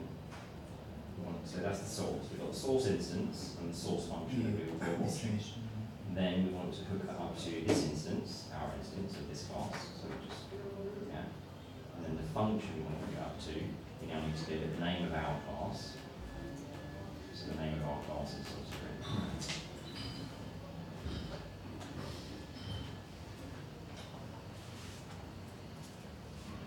And scope resolution operator, and the name of the one it wants to told as a tick.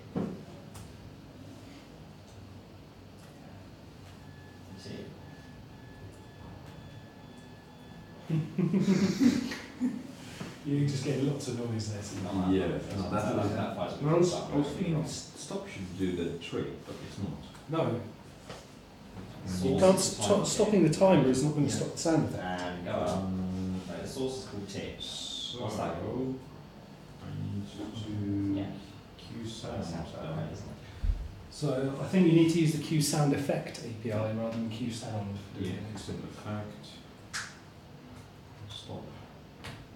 It seems that Q sound is only for older Qt versions. And then you want Yeah, I think Q sound is the sort of very basic API, and then they have so many different levels. They've got Q sound, which is the basic one, Q sound effect, which is a bit more Okay. advanced, and then there's this Q media player, which is all bells and whistles.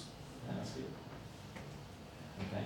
Now you want to connect. So this one of the good things about PC QT is the documentation really is excellent. It's You like want to connect that to it's when what projects you should want to aspire connect that to. to I R1 think so. that gets told to be completed. So the timer has obviously a signal to call what it's not called stop, it's called complete. The signal is called complete, I'll complete, so not completed. which is bad because it could be a verb, so we should call it completed. Yeah. So yes, maybe things are hard. Sorry. Actually, how I complete versus completed doesn't matter, but No, because complete could be verb, like as in. to make it complete, yeah. I think it's that whole argument about vector, like dot Empty. empty, dot empty. That's versus exactly the one. Yeah. No, you call it completed. It is completed. It's completed. Oh, I Past can't. tense. Yeah, it's good. Oh well, There you go. I'm smart. Doing something. Okay, so that's the source setup. And the destination is again us. And we want it to obviously. Do you use Qt at work, Jacob? You'd like to say. Do you use Qt at work? I used to. You used to. So you probably know a lot more about it than me. You could. No, I try to not touch the part related to Qt for most of the time. Yeah. Because I used it, but probably 5 years ago. And I've forgotten all the things now. It's changed quite a bit. You know, after you need to debug the huge Qt dispatch wherever because you forget to declare a macro So you're almost that's, you know, give you some magic abilities, you really don't want to do it again. Yeah. So if you look at what format time does. So how do I edit the UI? Oh, you're on there already. So if you go into Qt Creator, you should just be able to double click on the .ui file, which is in It should be So in format source. times, you tell it how many seconds remaining, it figures it all out and just sticks it in the GUI for you.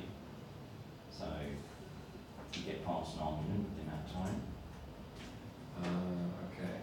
Thanks. Don't worry about what it does, just worry about what it takes.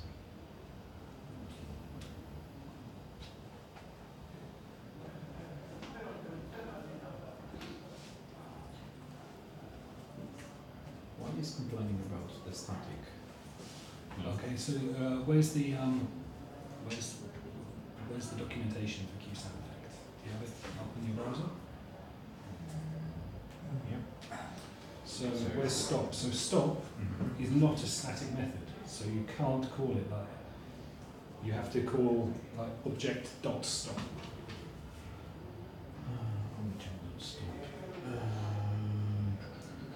So you need to have a QSound effect object on which you can call stop. It's a member function. It's not static. Yeah, sorry, not static.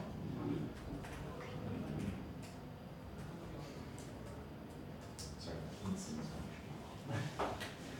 function. Now people get really annoyed if you call them member functions. Methods. Sorry, methods rather Methods. than member Really functions. Yeah, methods, it isn't Java. Yeah. I don't mind it though. When you're in an object-oriented mindset, methods and static methods are fine. I think. Well, of course it's going to do that. You put it in the method. So every time you click, you fire it off. So when there's a tick, we need to update the GUI. Format times over the stores quite nicely. Right, okay.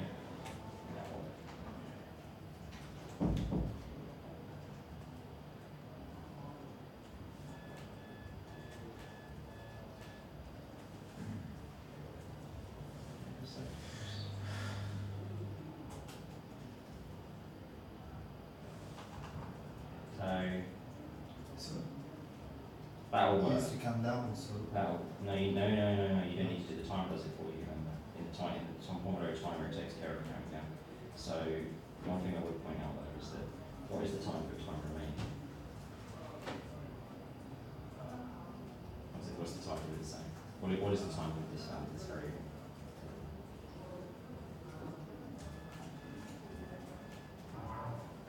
Do you know what I mean? I say what is the time? So the time is stood chronoseconds, yeah? So it's already stood chronoseconds. And you're constructing another stood chronoseconds from stood chronoseconds. So it'll work, you can do that. But it's pointless. So,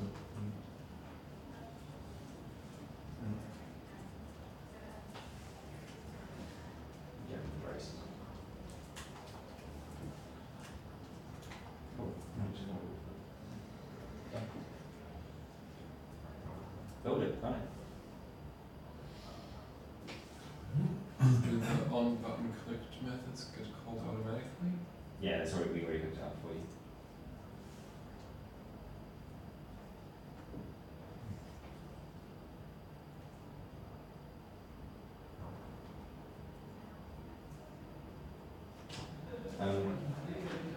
Your CMake failed to run. Is this on This is on Windows, right? yeah, Oh Jesus! Did you ever get this working on Windows? yeah, You did. it has, but when I launched Slime today, there was a problem. There was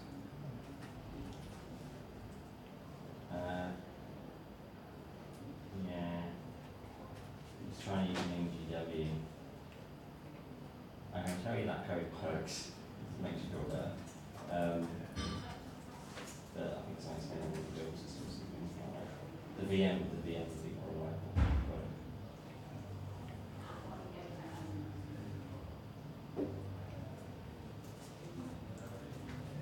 The trouble is the VM works very slowly on one's laptop. We just got the bus. Oh, it's the old, isn't it? 4 gigs of memory. yeah. How much free RAM have you got? No, how much RAM have you got available? Doesn't work. Control shift, this now. This doesn't work, you might want to check your Somebody. Okay. If you can't. I was need a construction because I see here it was like Oh, never mind. It's just So outside. I got it in constructor. I can't put an initializer list. Why not? I will try it. So I was trying to create the Okay, what things get initialized in the initialize list? So go to contracts and then sort by memory. Our memory variable. Jesus. So I think if you close Firefox and CLI, you could. Well, you don't have. Do you have a Q sound effect member variable? No. But not what they Yeah, make. you need one. What's it called? You need to get an W32 to fix it, I guess. I have timer. That's not. Last few weeks. Something's Not for timer, not for playing sound. So Q sound. This is all auto-generated by C9. That's one. And if you can't find it, It's because we don't convert this. Very good. That's bad. Let's have a look. See what it fixes. Because that. Key sound effect. Sound effect, that's it. And then. So, have a look at the Q sound effect constructors in the documentation.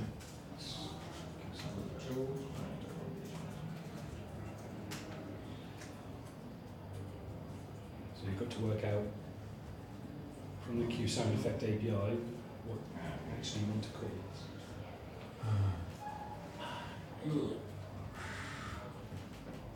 Q sound. Oh, you're on the right page, just scroll to the top.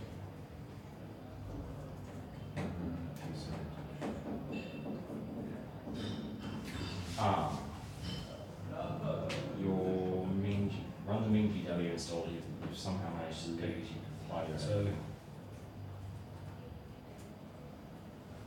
just run the min GW install. Just reinstall it. On button control clicks. how does it get connected? Yeah. Yeah. So that set UI function that gets called in the constructor, Yeah. that does it. Is this 32? Does it have its own slots, the button? So the button is a slot, if you look at the header, the button is a slot. Sorry, So, setup UI, so we have this UI description that's XML. We use the Qt designer program. It generates an XML file. Generator called UIC takes the XML file, it spits out some C++, and that C++ code defines a class with some signals. And the setup UI function, which is also defined in that header, connects those signals to appropriately named slots in that class. So the name of that slot is special. do I have, can I guess at the name or not? Have you got Qt Creator, Qt Designer installed on your laptop? Oh, probably not. Well, because I'm trying to do it so that when you hit the button it does it, as opposed to that work? Oh, using slots and things as opposed to just calling it from here. I mean, I could just do that, like when the button's clicked. Call it feature code. yes. Oh, you've used that.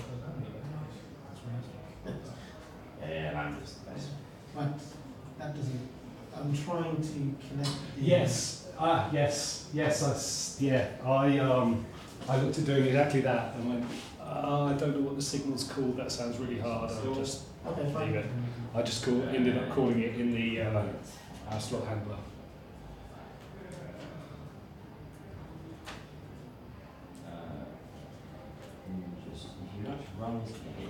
I'm sure there is a way to do it. I just not enough of an expert with Qt to.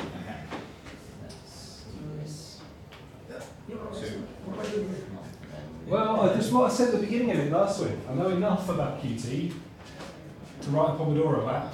I can't tell you exactly how it does all the things it does under the hood. However, sitting just to your right is a man who can. Yeah. But you want to know Qt. Nothing, I was just making a joke. Just a bit of work. What version of GCC can you get from MinGW? The two versions. So use STL's distribution. One Ensys mate, right? STL. He's already got one installed, isn't he? Stefan T. Lawweed has his own distribution of MinGW and it's really good. Oh, yes, sweet. Stefan Lowe. Yeah. Mercifully. Yeah. He has his own distribution link. Yeah, you can pass it from source code to Yeah. I see. Okay. 4.8. Well, I'm going to trust that it's doing the sound thing. just pleasantly silent while it does it. What version of C? Does 4.8 support C++ 14? No. Go to check MinGW W64. This is the version. It's the 64-bit version. No. This is not. I mean, this is just a different branch. They call it W64. It says you can download. Seriously, use STL's version. Just Google for it. His webpage like newen.net or something. I'm stuck.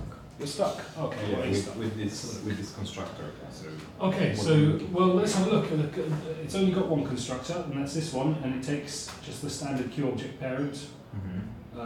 We're using it as a direct member variable, so we don't have to worry about setting the parent. So you don't need to instantiate it in your initialize list. You don't, because you have it as a member variable, and so its default constructor will be called automatically. So you don't need to call the constructor. So that's good. Yeah, so I don't have to do it. No. So here I can do only So what did you call it? Just sound effect. sound effect. Yep. Sound effect. Stop. Yeah. Well, you've just constructed it, so it won't be playing yet, so you don't have to stop it. It won't do any harm, but it's not going to do anything. Is it called Qt Creator? Yeah.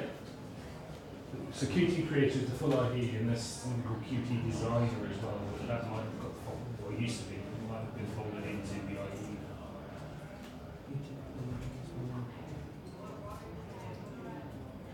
If you want to uninstall MinGW, just delete the folder, right? Depends whether it uses. Like yes or no? Depends whether you. I mean, I you use the you can installer. try. If you use an installer to install If it. you want to install Qt It Creator, doesn't have an definitely installer. don't from the website because the version included in your distribution, wherever distribution is, it's I think it's kind of old. I think. Oh, So just download the version, which is basically just a bunch of binaries. You can also get online installer. You can also mix and match whatever you want to install. Okay. So Qt Creator. Okay, so I'm creating it here. no, you don't. You're not creating it. That line does nothing. Cool. Yeah. Okay. You've already got a sound effect. It's Okay. created. No, you've got. Scroll down.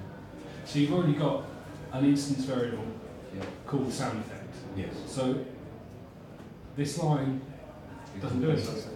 Okay. It just says Is that yeah? the name of my okay. instance variable, nothing. It's like saying no. Mhm. Doesn't do anything.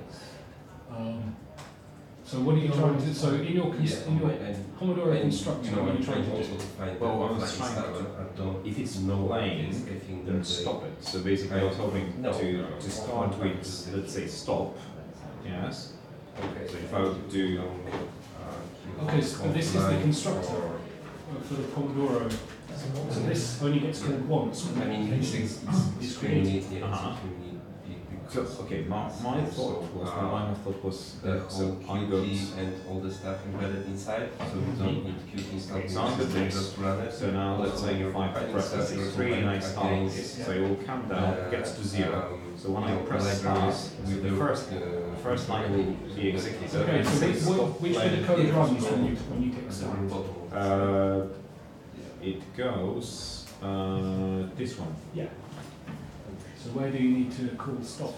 Yeah, I mean, Is it when we press this? Yeah.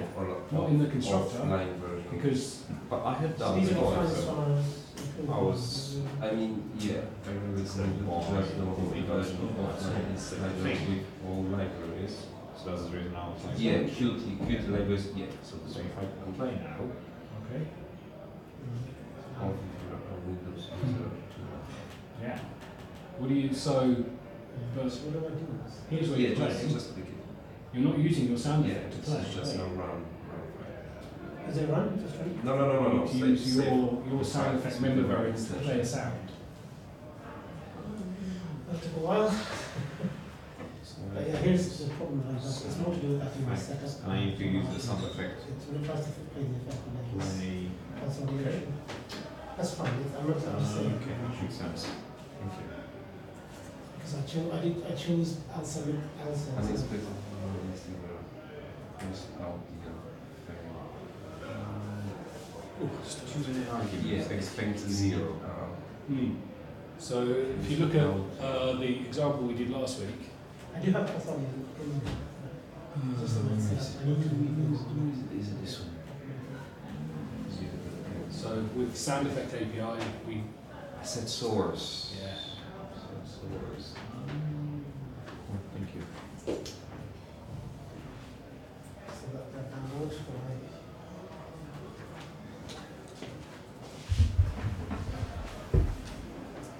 You working? Oh, you're downloading. I'm downloading the Qt Creator. Is there any more pizza? No pizza.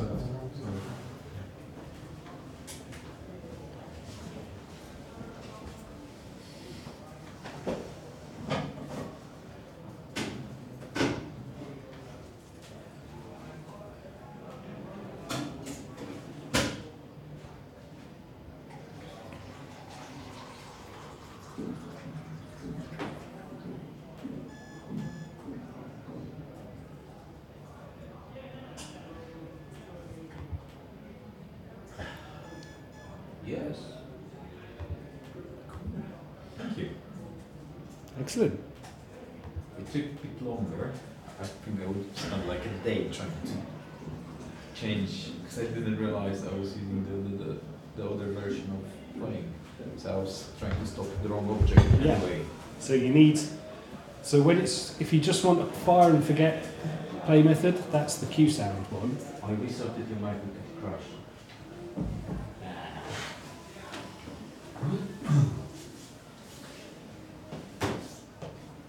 How we got it? Confuses the hell out of IT.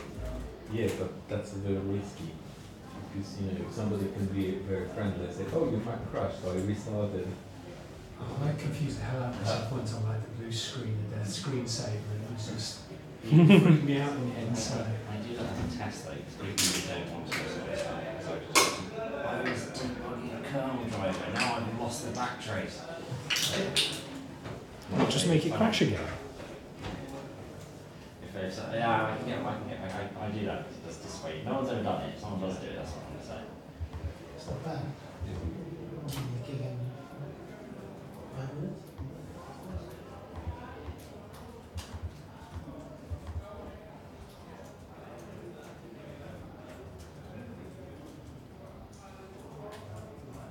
Surprisingly, there is no questions online, which is weird. If they're not registered, But they are. if they're not registered on YouTube, like you have to make yourself a channel account in order to really say something. Yeah, I've found that annoying. It's a bit of a shitty program. We should get them on, encourage them to go on Slack, well, register for that, because at least it's more valuable YouTube channel.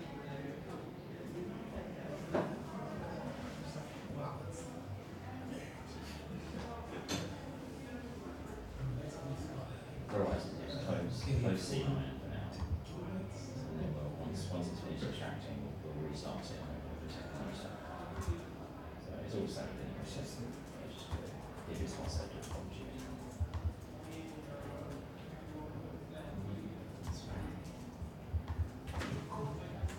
Something getting 800 megs a week. Yes, I permission, yeah, but I'm just one because yeah. And executable. Oh yeah.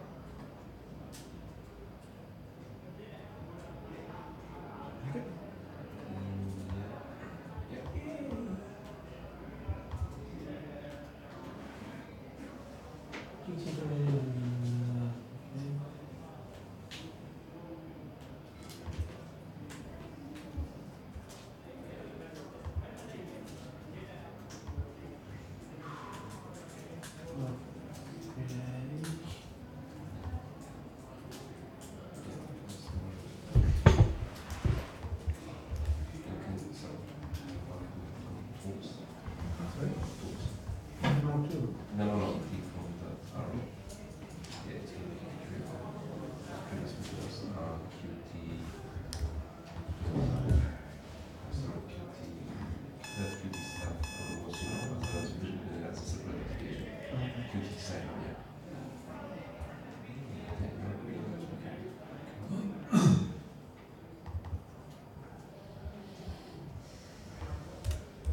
Last name for a beer, right, Tristan? Yeah. Interesting Development. developments, yeah. Just happening. Oh. Intrigued. You have to find out on Thursday. Sorry? You have a meeting again on Thursday or on Friday? Think so. We do our traditional sorting of lunch at the beer shed. Me too. I'll have, for me, it will have to be either Wednesday or Friday. Okay. Actually, no, sorry, wrong. What I'm talking about. It's not in evening. So yeah, Thursday's fine as well. Wednesday, Thursday. PTA meeting. Yeah, I got parents meeting. Oh, it's done. Fire up Sea Lion, I think you can get it going again. Woman doing business. Why do I be getting something like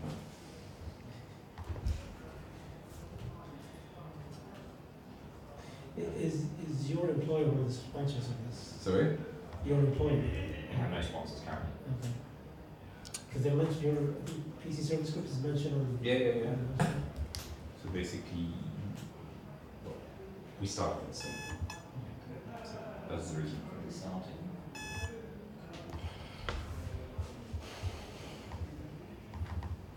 I mean, part of the issue with this laptop might be that fact that it needs to clean it out. It's not, it's really old. It's got 4 gigs, running Windows 7. Yeah, but I mean, it's still a nice. It's like C-Line alone. I mean, it's dark.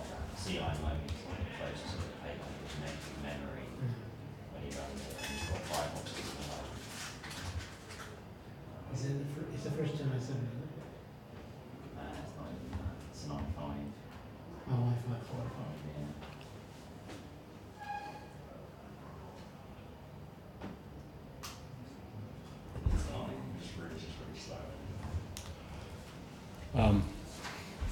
I've worked out how to do the connect to the signal. I'll push it to the solution branch, solution 3 branch, if you want to see. So you have to look at the generated code. I just thought about it a bit more clearly than I had earlier. Jekyll or something. This is that. The variety around the is that Jekyll? No, it's SAP. Sample app. You know, you can get a template, then you can tweak it a little bit, and then you can publish it. I mean, you know, the whole app gets its own backend and all that stuff, so.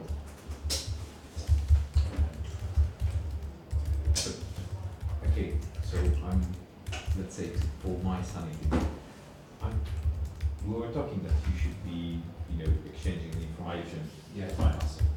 Sorry. Because I was like, you know, Yeah. when you start sending me this like, oh shit, can maybe use me, I didn't tell you somehow. I'm like, Yeah, I mean, obviously because we're currently, if you want to get rid of Wix, then we can do something like this. Oh, by the way, there was one thing I noticed on the website. I need to fix the mobile view. The mobile view did for some reason was broken. Yeah, at the bottom it says copyright 2023 networking talks. I didn't do that. That was pretty. I didn't want to check. I didn't do the copyright. I don't know who did do the copyright, so I didn't want to. But I definitely don't think it should be copyright 2023. Someone I've never heard of. If you I don't confirm that's remember wrong, anything of it. if you confirm that's wrong, I'll change it. what is that? Oh, by the way, it is awesome. Other than that, 2023 by I don't know how you did that. Proudly created by Wix, so I suspect they added this automatically. Yeah. Animated background, but I like it. Yeah, I thought that would be nice. I imagine it would murder my mobile battery, but So the good thing is it doesn't do that on mobile. ah, If you the mobile, I need to fix the mobile view actually for the next meetup details. But yeah, if you do it on mobile, it doesn't do anything that obnoxious. Yeah, and I will change the masses. Yeah. Right. Somehow, you know, it doesn't. Something more neutral Yeah. for everyone, just for everyone, just For intelligent people.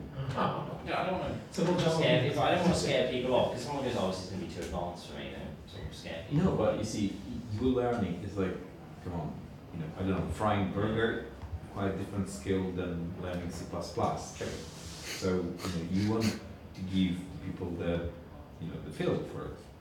The pro version of Office, not the standard version. No, sorry, in this case that wasn't good. C++ for those above the level of a vegetable. oh, I'm out.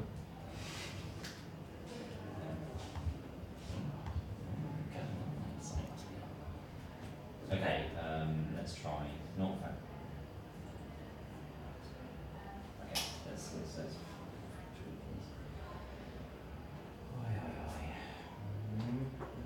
So you So yeah, if you want to have a look on the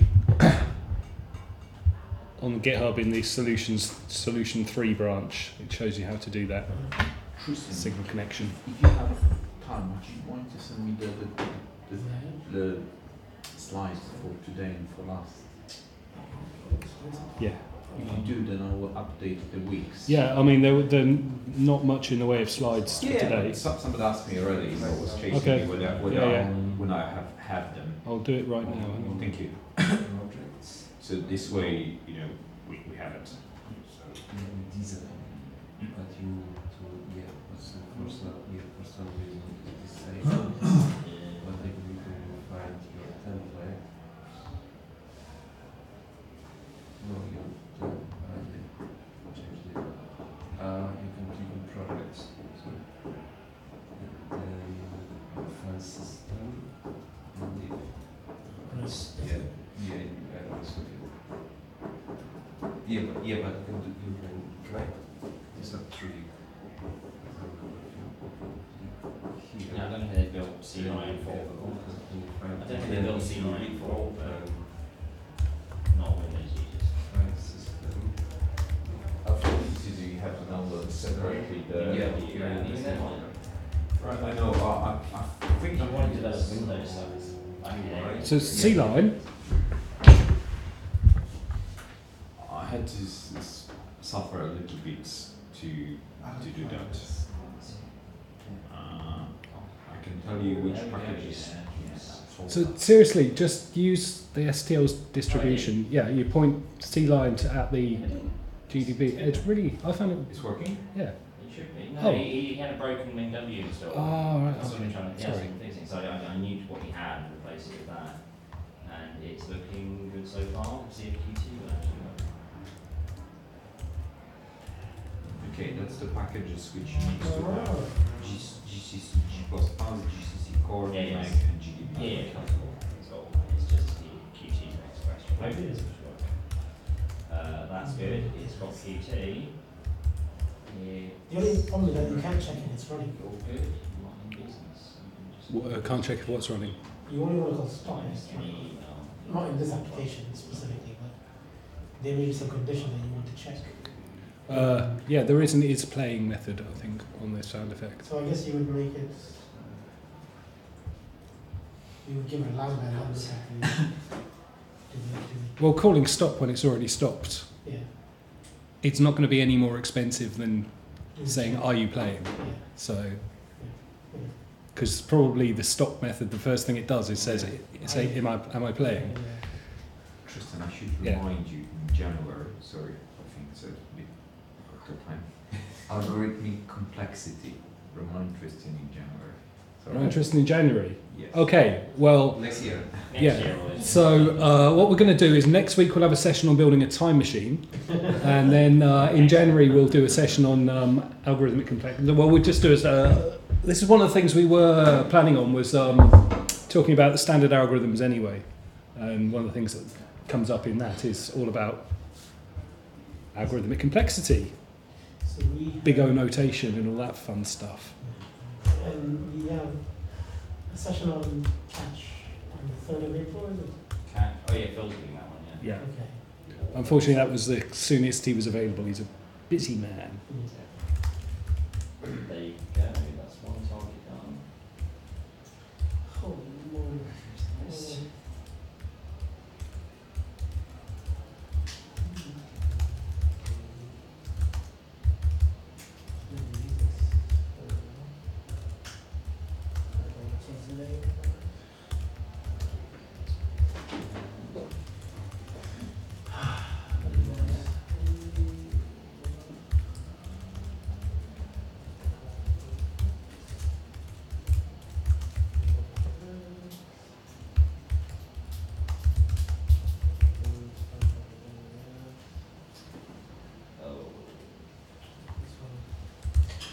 He's getting a link for it now.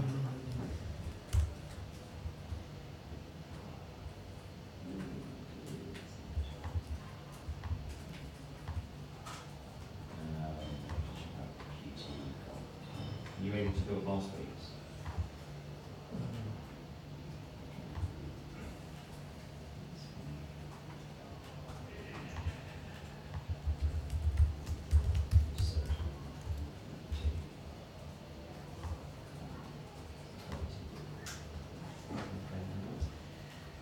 I'm going to put a button on the window.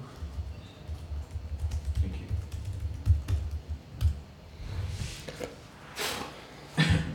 How getting on is... Oh yeah, it's nearly time to go home. Yes. Anyone still struggling?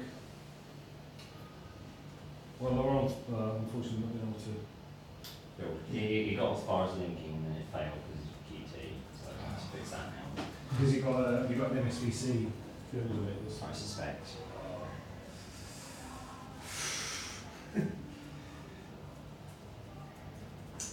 Okay. So this is you've been using C++ for a few days. Pretty much, yeah. Like, Very impressive how you've seem to have taken to it. So what's made you want to learn it? my friend is really boring.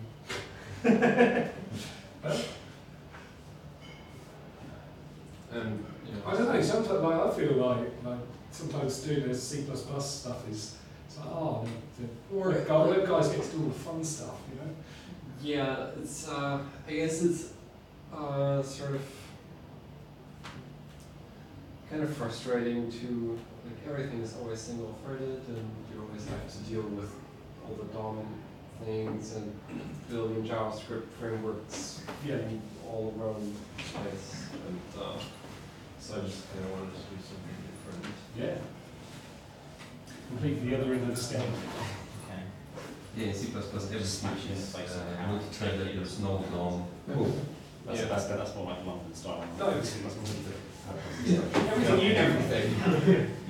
G4.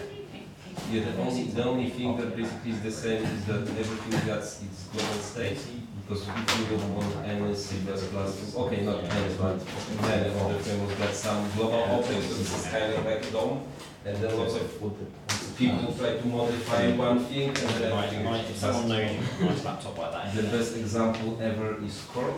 This is the library that basically everybody are complaining about, and no one really wants to do anything with it. And open SSL, the second one. Yes. Console so C++ or Yeah. Java. Yeah, but no, the console URL, it's only a team wrapper on a library. This is a C library, and this is a C library from 80s, something like that. And then the only way how you can create a project that's it's longer, it's a longer lifetime than the scope of your thing was to create a global object. But then you have a problem because right now SSL are extremely popular, so basically every dependency layer use them. And then, for example, there's a rule that only one application can call SSL and SSL destroy something like that. And because all the dependency tries to do the same thing, your first dependency call in, your second dependency tries to call in, solves problems, but then your first dependency call destroy at some point, and then when the second dependency tries to call destroy, then the explosion is because this is out your main it is one of the weak points, and they're working on it. So they've got to define the language. Sorry? Modules, one day we'll have modules. Yeah. But but modules is a kind of a keyword that no one really knows, like with the concept. I mean, with the concept right now, we've got at least a paper with modules, we've got 2 implementations, one in Clang, second in MSVC, and yeah, that's all. You don't know exactly. There is a modules paper. It's in progress. It's going to be discussed next week again. Are you part of the committee? No, I just follow what's going on. So yeah, the concepts TS has been published, and some of it has been merged into the working draft for 20. The modules TS I don't think has been published yet, but they want to do that hopefully next week. And then it's a case of can we get it merged into the working draft for 20. People are still arguing about whether macros should be part of your modular interface, which is a stupid idea. But unfortunately, Google need it, and Google gets what Google wants. Macros is part of the module. Yeah, it's a ridiculous idea that will ruin everything. Not to be dramatic about it. You mean the text substitution macro? Yes. Yeah. They're going to remove them if they bring modules. No, so the idea is that, well, what everybody else wants is that macros will still exist, and will always, the CPU processor will always run first, but the modules won't know anything about macros. So at the moment, a header file can define a macro, and that macro is included in all the things that include the header file, the transitive. And they don't. Nobody really wants that. The trouble is, if you have existing code that uses macros heavily, then it's quite hard to turn it into module code if modules don't understand macros, and that's the problem for places like Google that have literally 100 million lines of code and that they want to convert to modules.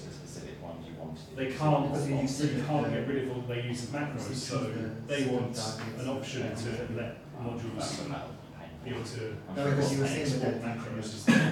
But Google having so much money, probably could afford, check of their 100 millions of code. Well, it's cheaper for them to hire cloud developers to write the module system that they want, which is exactly what they've done.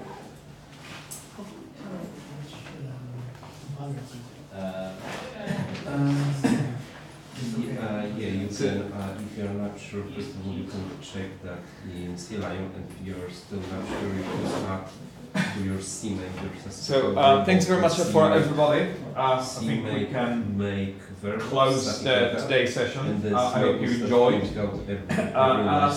Just a final reminder, please do send me the one-liner with the photo when we send our fundraising presentation. it will definitely help us, because when the corporates, sponsors, when they see real people behind that, not just me, Ollie and Tristan, but see you, then they're much more willing to say, yes, we will do something good as well for community and so on. We want to be seen as the good guys, and obviously they can enable us to do what we're doing. So, do we have someone ready to take as inspiration to what to write? I don't know. I'm sorry? Do we have some for a picture already to show us as inspiration that we will not know what to write? No, what we do, I do, which I will do right now, because again, thank you for reminding me, because my memory is not always as good as it should be.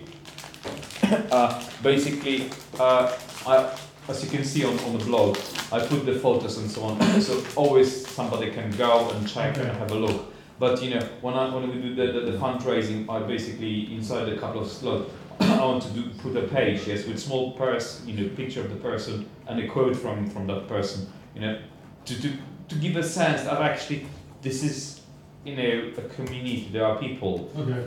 And we have from a really nice quote from Joshua with his photo. Yes, he said, "I'm a disabled developer. I need to stay on top. I had a big break in my life, when I had to attend to my health, and C++ London is helping me to basically get on back on track, and so on." So putting something like this in front of the decision makers makes a huge difference. Okay, so to show passion, not something too technical. That is all. No, just to see that actually this matters. It's not we're not doing this, to sit down in pub, have a couple of beers, but actually it does help someone, and somebody's benefiting. Whatever is driving it, whether it's your hobby or whatever will help you to find a job, or you're doing it just for fun. Yeah. Something is for you. Cool. Thanks very much. Excellent. Yeah. Thanks. If you wouldn't mind just to take for 1 second, I was a biscuit, Tom. I was an idiot. I didn't take a photos. Thanks. Seriously, I was something on a biscuit. And no luck, this photo will be used for the next 6 sessions.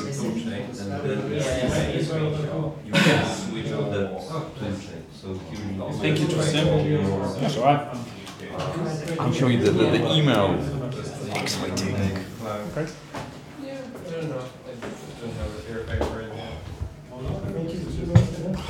Yeah, make to see.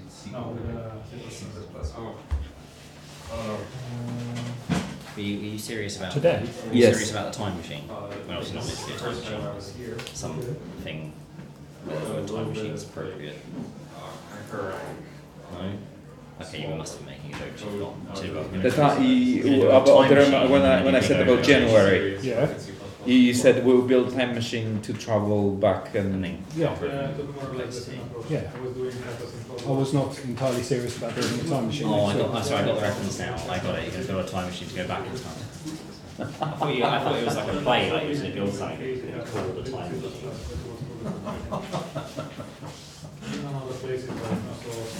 Everybody obviously are welcome to go with us to pub. If you have a time and want to continue C++ discussion. Instructions are clear. Build a time machine in C++. Accidentally invoke a copy constructor. Now there's 2 universes. That would be amazing. You go to the first one, you try something, you see whether it works. If it works, you go back to the other one. If it doesn't, so you need not to do it.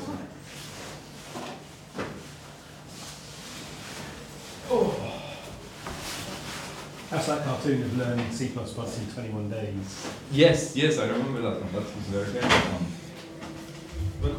But I think it's not just for C++, most languages. Yeah. If you want to master them, you should follow that kind of format in 21 days. You see, I still don't think I speak proper English, and I'm here 20 years. And think how many hours you practice English each day. Yes. It will be maybe even more than C++. Yeah, definitely. Yeah. Especially when you have kids, when they ask you a million questions. Yeah. What's that? You don't really understand something until you can explain it to a child. I think it's an Einstein. I think it's Einstein. Somebody said it. Somebody famous. No, I agree with that. It's one of my favorite jokes about, you know, two teachers. I told you that joke. Do you remember? Well, not until you tell me. You know, two teachers are sitting in a bar and they're drinking, and one says, like, I got an idiot class full of idiots. Why? I explained them subject, they didn't get it. I explained them second time, they didn't get it. I explained them third time, I finally got it, and they still don't. See you guys next week. Are you staying for the next session? Your next lesson's in this room as well, is it? Have fun. Yeah.